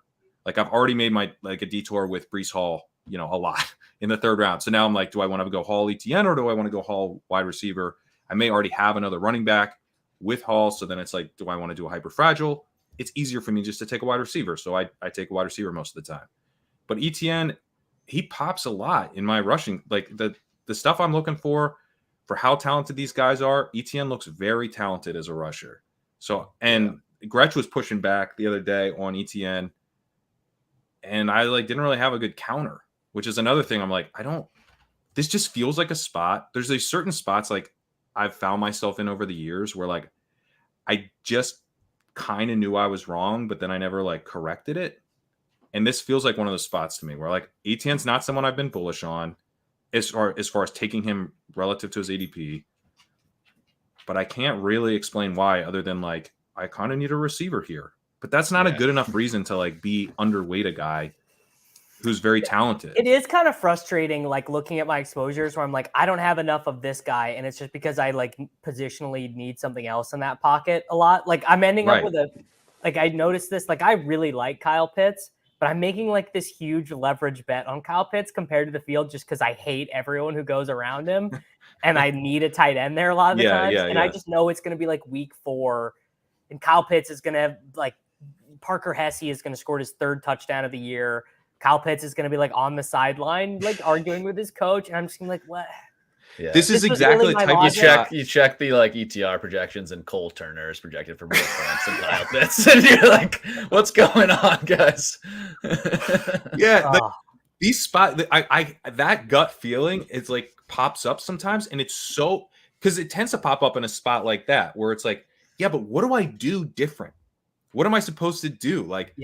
And to me, to get on ETN, especially on underdog, I'm literally very encouraged by the fact that I am overweight on DraftKings because I'm okay, because that is kind of what I should do at least is go to DraftKings, make sure I have enough there where structurally it's so much easier to get them. But even on underdog, I can do, I can take more Ridley, I can take more Metcalf and get some ETN that way maybe and attack that 3rd round wide receiver, which I'm generally fading. But maybe that's a reason to not fade that part of the draft so aggressively. But I actually think that fading ETN right now is a little bit of a leak that I have. Because yes, Bigsby could be a little bit of a problem, but there is this thing where a 3rd round rookie is the only possible competition that he has. ETN could turn in a nice season with only a rookie like Bigsby, who was a fine prospect, not an amazing prospect, not someone we would expect to take the job from ETN, given what he's shown in the NFL and as a prospect. So I think, it's a sneaky, he's still a sneaky buy, I think. Yeah. The last thing I'll say on ETN, and then we can talk to some fallers here, is I think that sometimes as fantasy drafters, we have this. Oh my God, we haven't got to fallers. We can go quick through the fallers. But Davis, you showed up an hour, 30 minutes late. Just wait until the stacking charts, Davis. Yeah, those have been burned. Oh my God, we are so long-winded. Last thing on ETN. There are fantasy football shows that have gotten through every relevant preseason takeaway in 37 minutes. 100% they're out there. Yeah, there definitely are. Yeah, ADP Jason we're just basically doing reading Nathan Janke's snaps article, but making it 2 hours long instead of a 10-minute read. That's a summary of this show, basically. Oh my God. right, I'll skip my ETN take. Let's move on to followers. No. I want to hear it. No, Okay. please. That would literally be off-brand. We gotta get the ETN. People know it's August 14th. Like they know what they're signing up for at this point. Yeah, that's true. I just think we get too obsessed with this idea of like the workhorse running back, like the Christian McCaffrey 2020 season, and like any running back that doesn't project to be that, we get so nervous about. When in reality, there's just like so few of those running backs. Better take Amari Cooper instead. He can't be 2020 Christian McCaffrey. Better take Amari Cooper. Yeah, that's what I'm saying. It's like it's not like ETN. If he was a 1-2 turn pick, I would understand the nitpicking. But like he's going next to wide receivers and offenses that might be horrible. Like I like Terry McLaurin, I like Drake London, like I like some of these guys, but ETN doesn't need to be a workhorse back. He's going next to Packers Chase Claypool. I mean, I heard someone say it might have been Corain who said why couldn't Christian Watson be Chase Claypool? And it's been I didn't say that, me. but it is. Someone on a podcast I was listening to said that, and it has been haunting me because it is so close how those comparisons could be. Like it's frightening. Yeah. But like, so there are a couple running backs like Barkley, I think is kind of like that McCaffrey 2020 where you can reasonably project that. There are some of those guys that exist this year, but man, so many good running back seasons the past couple of years have been with, running backs that have running back twos on their own team that have sizable roles. Like Nick Chubb's been a RB1 for 3 years in a row with Kareem Hunt stealing goal line work, stealing targets. Like Austin Eckler's played like a 40% snap share role for a couple of years and been, our RB1. Like even McCaffrey had Eli Mitchell mixing in. Aaron Jones has been awesome with like AJ Dillon taking a huge share of, in between the 20s and goal line. You're starting to lose me a little bit here. Because I mean, Aaron Jones was a second round pick last year and is not someone you wanted to have taken. I think it's price. It's price. Like exactly. ETN's a fourth round pick. Like I write the legendary running back article. Like this is my thing. Like that we want the guys with the Christian McCaffrey upside. But traditionally, I think I'm going to go to the third round this year because there's just like not enough. Because the article is not interesting if I only do 2 rounds, I think. But there's a reason I would never take it into the 4th round because you don't need legendary upside from a 4th round pick. No. Especially in best ball. Like, and ETN is going to be heavily involved. He's not going to get displaced by Tank Bigsby. I feel pretty confident about that. Like, you're going to get usable production from a talented back in a good offense. And honestly, like, what if he does have most of the short yardage stuff? Like, then all of a sudden he can crush. Like, I don't think he necessarily profiles as a dude with, probably because of the reception stuff. Like, the legendary upside on him is a concern. And so you could say, okay, he should be like more of a 3rd round pick, but he's a 4th round pick. Yeah. Yeah. And we've talked about it before, but he's going off the board at running back 14, I think, something like that. Traditionally, that costs you a late 2nd, early 3rd round pick. Maybe not last year in 2022, but 2020, 2021, RB14 costs you like a late 2nd round pick. And I think that's kind of the profile. So maybe, we go back to 2020. I'm probably not drafting, Travis Etienne over Devonta Smith at pick 24 or whatever. Right. But that's not where we are. Like, we're choosing him over, Sam Howell's wide receiver 1 over, Jordan Love's wide receiver 1. It's so different at that price. So anyways, we're getting to the fallers, an hour and a half in. Dulcich, I think this one is maybe like one of the biggest preseason usage things that jumped out to me. So curious your guys' take on it. Dulcich was not playing in 3 wide receiver sets. He was behind Troutman on the depth chart. That is pretty concerning. If I want to take a part-time 47% route participation tight end, I'll at least just take Dalton Kincaid because it's like missing out on the Dalton Kincaid explosion in the 3-week sprint while Liam is just like counting, like Scrooge McDucking into his money. Like I can't bear it. So I literally would just rather take Kincaid. Yeah, I can't argue that. I can't argue against that. Let me see. I think if you're Dulcich, you probably don't want Russell Wilson's. I've just already done this with the Denver tight end, and like there was the dead cat bounce on Alberto. Like he went down to tight end 18, and then the team was like, no, he's the starter, it's fine, and he went back up, and I like drafted him on the way back up, and like I'm not doing that. I'm like, it's not happening to me. Yeah, I think you are. You're looking at Russell Wilson's Dalton Kincaid. I have him like 10 spots below Kincaid now. And I'm below market on Kincaid. So I have a lot of Greg Dulcich. I've been in on Dulcich.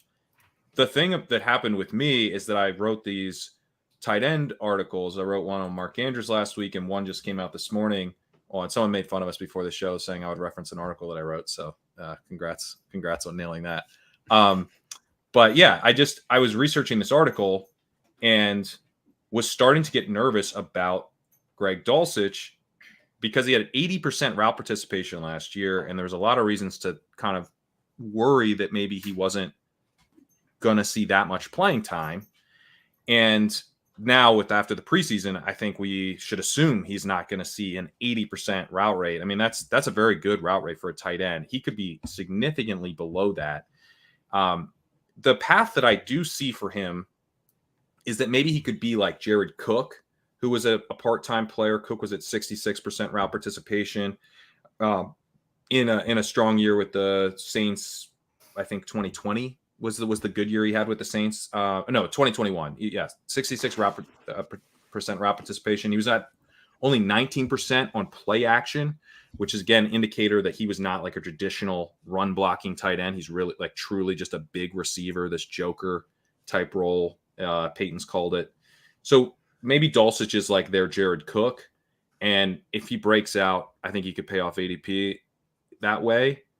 But like, why would I bet on a guy to break out just to pay off ADP? Scott Barrett makes this point a lot. And I think it's actually, it's under discussed, but like tight end 7, who gives a shit if Greg Dulcich finishes as the tight end 7? I think the idea of him splitting all this time and stuff with Troutman is like he's just removed from being a top 3 tight end. Like he just will not generate enough snaps 100%. And volume.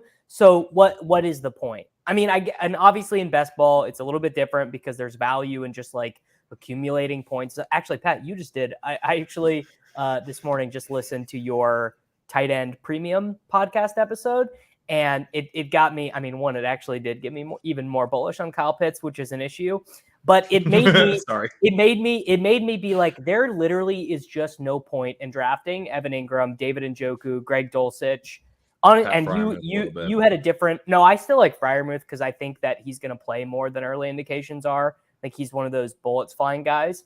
But yeah, that range of tight end, it is such a classic human response of being like, I need a little bit of safety at tight end. I want to feel warm and cozy. I want the tight end 9, but like the tight end 9 just does shit for you. And I think that like Dulcich's range of outcomes, if this is really the playing time they have planned for him, are so narrow. He like at best he can be like the tight end 6 or like the tight end 22, you know? Yeah. And there's just, the thing is, that's the thing for me is that I think this doesn't drop him into like undraftable range by any means for me. No. But it drops him just into this huge tier of tight ends where like pick and choose whoever you want. Like I actually feel better about like Luke Musgrave and Jake Ferguson's roles than I do Musgrave at this. Yes, absolutely. I do Dulcich at this point. Like, and they go 60 picks later where wide receivers and running backs, especially running backs, like there's no running backs left at that point. Whereas if you're taking Dulcich, you have to take him over like a Jaylen Warren. You got to take him over like a Tank Bigsby.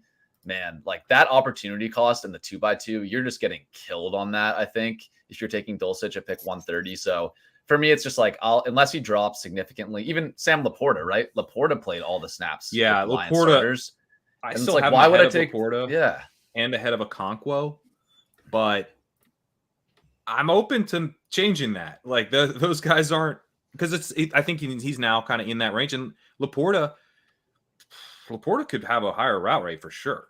Like I would be maybe even surprised if he didn't. It's that like Dulcich showed decently well as a rookie, showed the ability to earn playing time right away, is a deep threat, which I think is helpful, right? Like if anyone's going to get there that's why I think the Jared Cook thing is pretty apt, because like he does sort of profile as a seam stretcher. And he can kind of get there a little bit on efficiency, generate some spike weeks, even if he isn't a full-time guy. But yeah, I mean, he's part-time tight end, and if you wanted to take Laporta over him, like I wouldn't really have an issue with that. Yep. Yeah. Let's talk Damien Harris. This is more injury related than playing time. We actually didn't see Damien Harris because he injured his knee. Yeah, I guess not a whole lot to discuss here. You guys have jumped the shark on Damien Harris. Yeah, Gretch has already capitulated in chat that he shouldn't have said we jumped the shark on Damien Harris like 2 days later. No, I actually think you guys did jump the shark on him. Like he is a very good handcuff to James Cook. It doesn't mean that this drop in ADP isn't worth it. Yeah, I don't know if he is. Though, I don't think he is. Okay, here's the thing. The day I let fear win on Latavius Murray is the day I just retire from doing this, because like literally if I'm going to sit here and be scared of the oldest running back in the NFL, I should just do something else. I don't know. I should go play. But think about how many times you have to be right for Harris to right. Harris has to have something left, which seems not like a surefire slam dunk bet, given that we're hearing about Latavius Murray. Right, he should have dusted Latavius Murray right away. So there's like the talent question of like how much he has left in the tank. Then he's probably a contingent play, he's a handcuff play. So does Cook get hurt early in the season? In which case Latavius Murray is probably still kicking around, right? So you kind of it's like a contingent play that's probably limited to the second half of the season when Latavius Murray has completely faded with his like 35-year-old legs or whatever. So. It's just like it seems like a very specific thing needs to happen for Harris to bury me. I mean, I don't think he's like a bear. Like this drop in ADP is fine. He seems like a perfectly fine pick to me where he goes. I don't think he's a league winner. You know, his path to beating you is that James Cook is too small and that Latavius Murray is 33 and he scores 11 rushing touchdowns. That's it. But like Harris's ADP is 126. Tyler Allgeier's ADP is 141. Why would I take him over Tyler Allgeier? Because there is zero chance that Bijan isn't force fed. There is some chance that they decide James Cook isn't up to it. Like low, but some chance. Okay. That's fair. But I still think they should be like back to back. That's the thing. Like, man, he's ahead of Bigsby, ahead of Warren. That's I guess it's kind of a micro take. Like, I'm not saying, put Damien Harris in the same range as Tyjae Spears. I'm just saying like where he goes, I think is like pretty clearly like 15 spots ish overvalued. And I don't know, never clicking Jaylen Warren. This is another reason, by the way, why it's so easy for me to just take Gainwell in every draft. Cause like I've got 0% Kendre Miller. I've got like 4% Harris. Jerome Ford, I don't want to take at all anymore. So it's like there's like 30 spots in ADP where there's one running back I want to take and it's Gainwell. So I'll just take him because I don't care. Right. Yeah, I completely agree with that with Gainwell. It's like you get to the point. The other thing is that I still kind of want to be done at running back up like earlier. Like if it makes sense, like I want to take my third, fourth, and fifth running back between pick 95 and pick 140, and then just be clean my hands of it. Yeah. That's how I love to do that, right? And Gainwell now, 12th round, 13th round, you just take Gainwell and that's your RB5 and you're done at running back. I really like that. So yeah, I don't really want to be messing with Harris right now. My thing is not that like Harris is going to get like passed by Latavius Murray necessarily, but like it could just be ugly. It could just be hanging around. Yeah, like he just doesn't really have that much value. Like it's like a contingent version of getting to the Eagles backfield. You know what I mean? Like Cook goes down and now we have the Eagles backfield where it's just like kind of a muddled mess and we're hoping that we get spike week. So that could be wrong. I mean, maybe I'm underrating Harris, but I mean, that's another Latavius Murray. They're talking about him in short yardage too. So that's another concern. It's also like Latavius, and I'd have to look into this to make sure I'm not just misleading people, but Damien Harris has never been trusted really in pass blocking or pass catching with the Patriots. And Latavius Murray throughout his career, he's never been like an elite pass catcher, but he's filled in for that role for Alvin Kamara in years past. He went back when he was with the Raiders a long time ago. He did get some decent pass game usage. So that's where I'm thinking like if Cook goes down, isn't Latavius Murray more likely to be the pass catching back than Damien Harris? Like Harris has been efficient as a receiver, which is one of the things Gretch was pushing back on.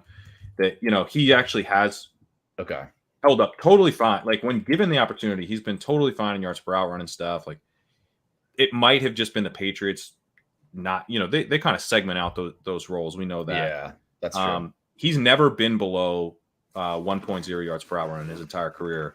1.10 career yards per hour. So it's not like he's been amazing or anything, but he's been capable as a receiver every single year, anytime he's been given an opportunity. He just hasn't really been given many opportunities. So it'd be tough to say. I mean, I think it'd be really up to the Bills. And, I don't know what they would decide to do there. Yeah, I guess that's still kind of a toss-up. But yeah, I mean, he's a guy who's topped out, I guess, 17 receptions last year in 11 games. That's not terrible from Harris, but then, prior years than that, it was 18 catches in 15 games in 2021, 5 catches in 2020. Like, he's just barely been used there. But like you said, it could be more of a Patriots thing than a Harris thing. The last thing I want to get to here for the followers is Jerome Ford. He's down 8 spots. Again, just an injury thing. For me, I have been buying the dip on this because it seems like he's likely fine for week 1, or at least like it's not a long-term issue for him. And for me, this is, Jerome Ford, I wasn't looking for early season points anyways. So I'm kind of like, the preseason usage signaled he was the cleared running back 2 there. I guess maybe there's more risk to bring in a veteran maybe, but he still feels like to me, like there's a point where basically all the running backs to me are like close to undraftable. He's still before that. Like I'm still taking stabs at Jerome Ford. He's getting to that point. The thing, I stopped drafting him, but I stopped drafting him because he was my most drafted player when this hamstring injury happened. So I felt sick to my stomach because I thought I was just eating zeros already. The thing is that this is like the New York Giants wide receiver thing that we talk about of like, they're paying Jerome Ford nothing. He has no demonstrable success in the NFL to their team. He was so he's just de facto the running back too. So like if Demetric Felton, really crushes in camp for the next 3 weeks, or John Kelly is the coaching staff's new favorite guy, or just like whatever, he is not insulated or protected by a contract, by prior service or anything. And the worst thing that can happen to a guy whose role is de facto is an injury where you're just not available, So it just feels bad. Like, not that I think it's bad to be taking him where he goes, but I just personally needed to smooth it out because I couldn't have That's fair. This giant, I couldn't have 35% of this guy who, like, I don't know, maybe would not touch the ball until week 5 or something.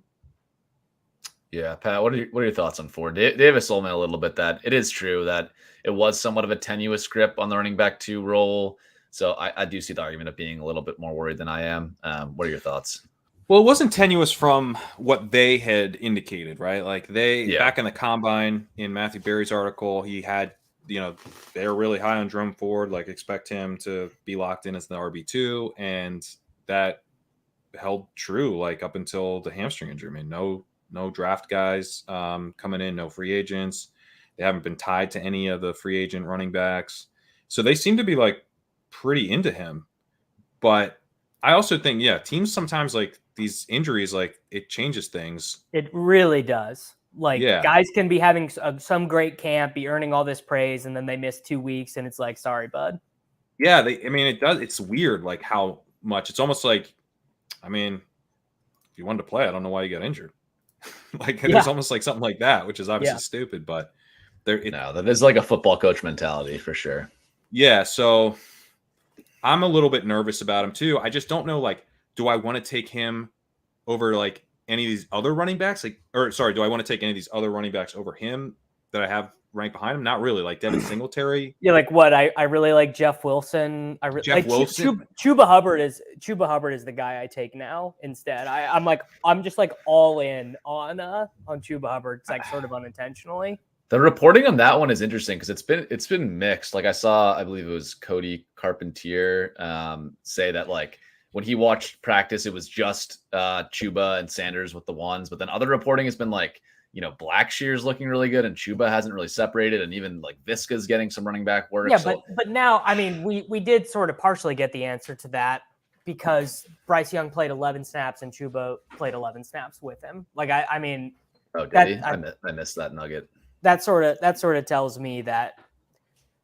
I mean, yeah, I saw the same tweets of being like they were just alternating first team drills. True. I'm not afraid of Raheem Blackshear. Like, the other thing I would say about you're right on that. That preseason usage was really. I missed that nugget, but that was bullish for Hubbard. 11 out of 11 snaps with Bryce Young is pretty good. Sorry. Yeah, that is. I'm glad you emphasized that because that's a better point than what I'm about to make. But the the Frank Reich stuff, like he's just struck me as like he doesn't really want to talk about stuff. Like Raheem Blackshear was like one of the guys he singled out originally, but like he didn't really single out players, and it felt like kind of like pulling, like give us something, Frank, and like the Laviska stuff, right? I went back obviously and watched what he said about Laviska when they're like, we might have some packages for him and stuff. It was the most like, yeah, I don't know, man. Like it's fucking July. Like we're figuring stuff out. Yeah. Laviska's on the roster. Yeah, he's on the like we could use him like that, I guess, maybe. Yeah. But like, shut up. Like he just seemed like so annoyed. Crane is literally the Michael Jordan of watching NFL press conferences. This guy is so good at getting the right context, like interpreting the inflection. Like this, no one's better than this guy at an NFL press conference interpretation. Right. Well, I'm bullish because I went there to go be bullish on Viska. I did, and I didn't come away. There's a reason I wasn't tweeting about Viska afterwards. I was like, I don't think this guy has any interest in using. I think Viska at all. I gotta delete my pro Viska tweet. At least I hedged it with saying like this might be my worst take of the offseason. So I can always say it was a joke if it turns out to be bad. No, because until Laviska retires from pro football, I will be holding he could have been Deebo Samuel if he was like willing to take his diet seriously and got like 10% faster. Oh, I mean, I still think that. I just don't know that they're going to use him enough. I mean, they just seem. He's like, yeah, I guess like we're going to have like a sub package set up for our wide receiver 6. Why? But why do you care about that? Yeah, Terrace Marshall's direct backup is going to get 4 carries this year. You ask about it a lot. I guess we'll probably do it some. All right, when we're talking about Jerome Ford, Pat, I did want to throw out one name: Zamir White versus Jerome Ford. What's your decision there? Because Zamir White has been like very clearly, I think the RB2. Obviously, I do expect Jacobs to be back, but he's one where I think launch him ahead of Ford in my rankings. What are your thoughts on that? I think my thoughts are that I'm anchored to the old Zamir White ADP. Because I don't really have a case against it.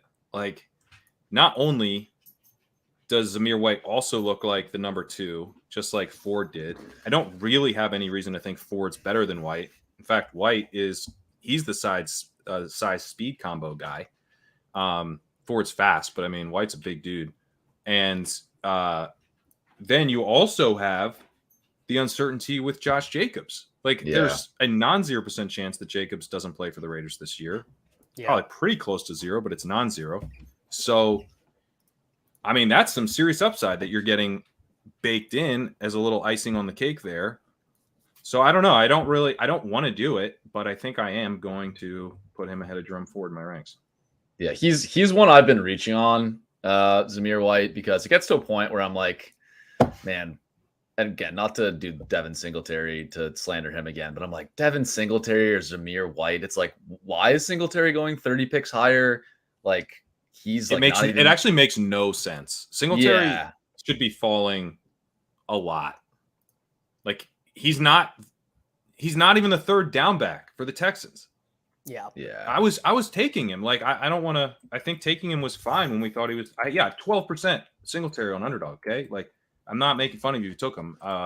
I clearly burned some money with this. But, like, if he's not even a third down back, what is he? Yeah. Yeah, it doesn't make a ton of sense. And it's also, we're talking the Texans, right? I mean, I guess you can say the Raiders aren't too exciting either. But I think Singletary is one. Again, I was taking him. That's one I'm going to slow down on.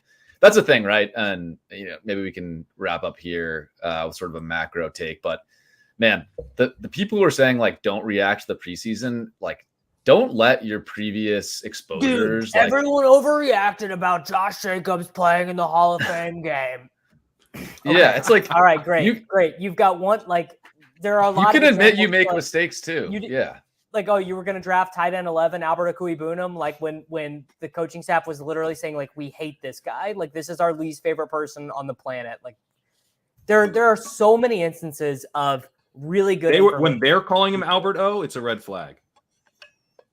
It's a red flag. I mean, there are millions, not millions. There are hundreds of instances of good preseason information that we have gotten over the years. So to say, don't react, like, there's a right way and a wrong way. And I think the most correct way is to understand that, like, teams can be doing weird stuff, like with the Eagles running backs. Like, I think it's roughly positive for Gainwell, but it doesn't mean Penny, Swift, or any of these other guys are dead. I wanted to talk about Penny before we got out of here. Yeah. It does not, because Nathan Yankee mentioned this in his article. Last year in the preseason, the Eagles did the same thing where they used Gainwell as the early down back and Sanders as the third, just to like see if they could do it, just to throw them in some live action. Like, it doesn't ever mean one thing, and it doesn't mean that that's how they would call things in week one, but they're trying stuff out, and it's important to notice like what guys are being asked to do and why they might be being asked to do it.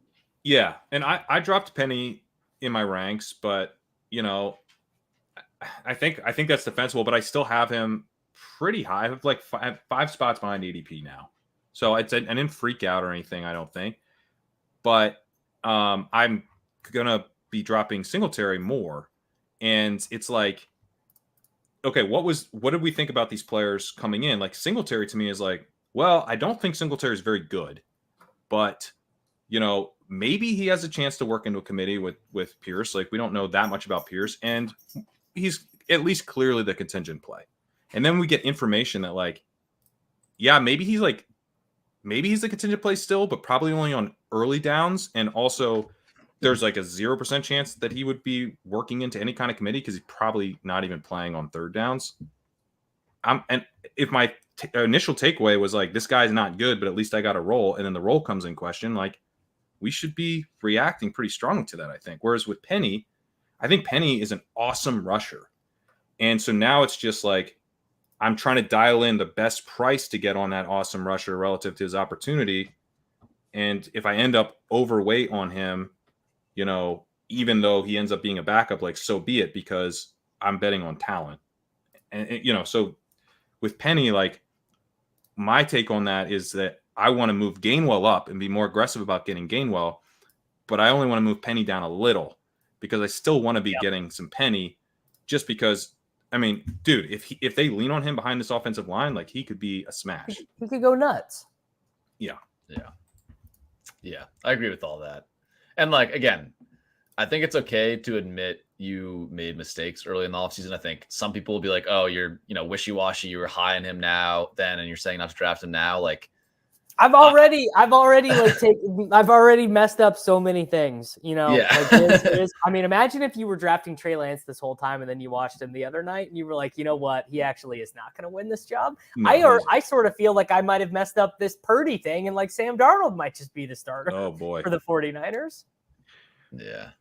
Here's what I'll say about that, right? Like, you know, you might not want to admit it, but you listener have also made a ton of mistakes. You know, as of Sam, as of Davis, like, we've all made a ton of mistakes already. If you've been drafting, you've made mistakes. That's just the way it goes. If you're not going to admit it and double down, you're just gonna make more mistakes. Like, and the other thing is, look, when you're drafting early in the offseason, you have some advantages.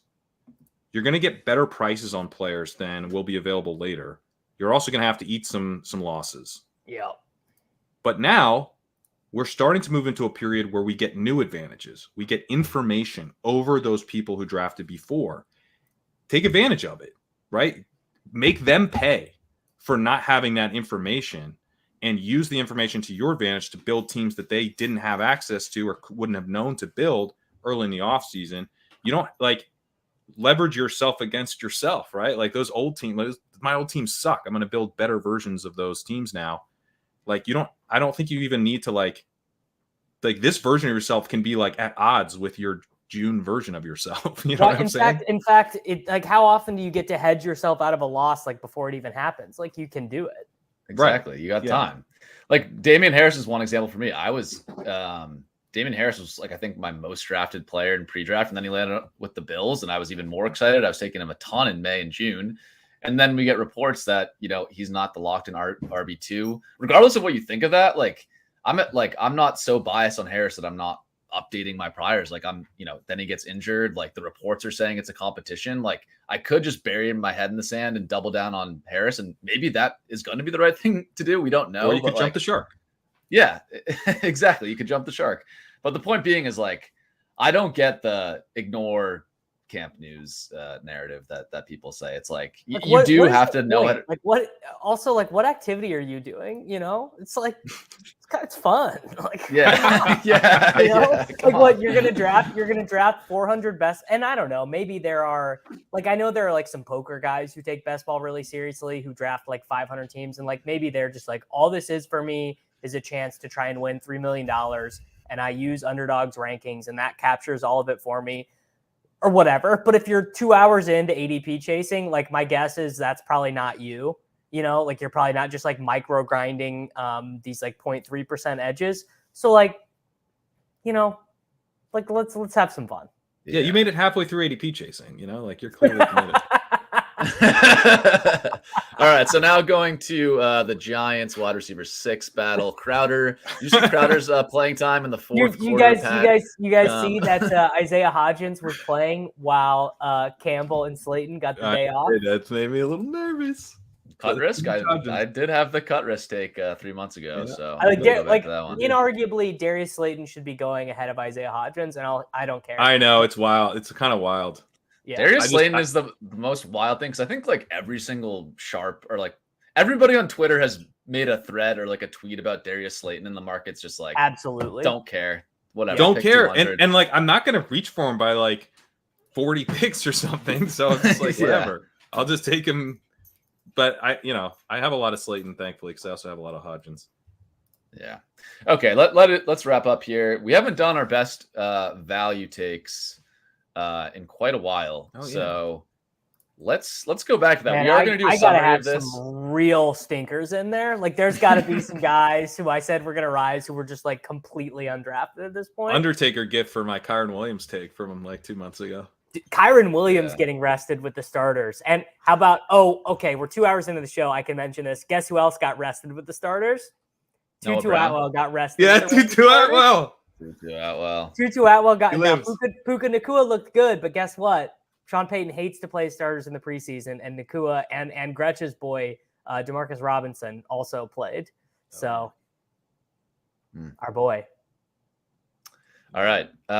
Anybody have a take as I scroll through ADP? We'll go first come, first serve here. If anyone, let me take a look here. I'll do.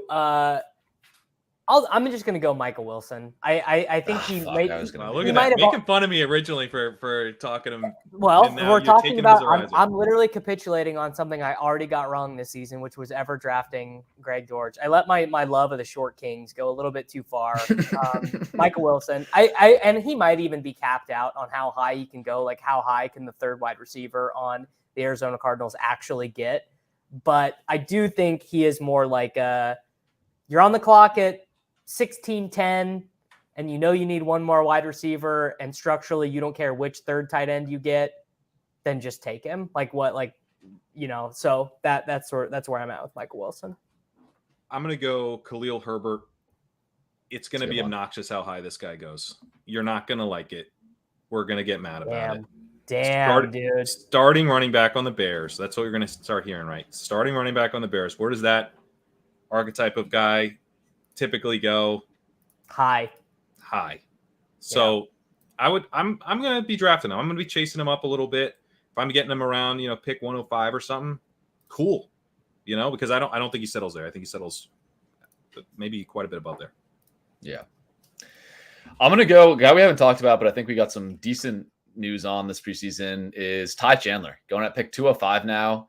Again, admitting mistakes, I was a McBride over Chandler slappy throughout this offseason. I watched McBride take one run this preseason.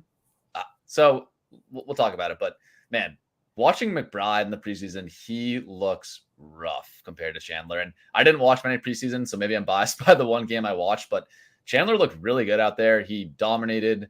Even Abram Smith was mixing with the starters, but Chandler had way more snaps than both Abram Smith and Dwayne McBride in the preseason game. I think the one hole you can poke in this is Kene Nwangwu was out due to injury, and he has been listed on like the unofficial depth chart as the RB2. So maybe you can say it's still a little bit of a competition between Chandler and Kene for the RB2 slot. But man, I think Chandler really dusted McBride in that preseason game. He looks like he can do a little bit of everything, had a couple catches, had some rushes between the tackles. So I think he's going to emerge sort of as the clear running back 2 and start going up in sort of the Jerome Ford, Zamir White range as sort of unproven, but, clear running back 2 on their team in the next couple weeks.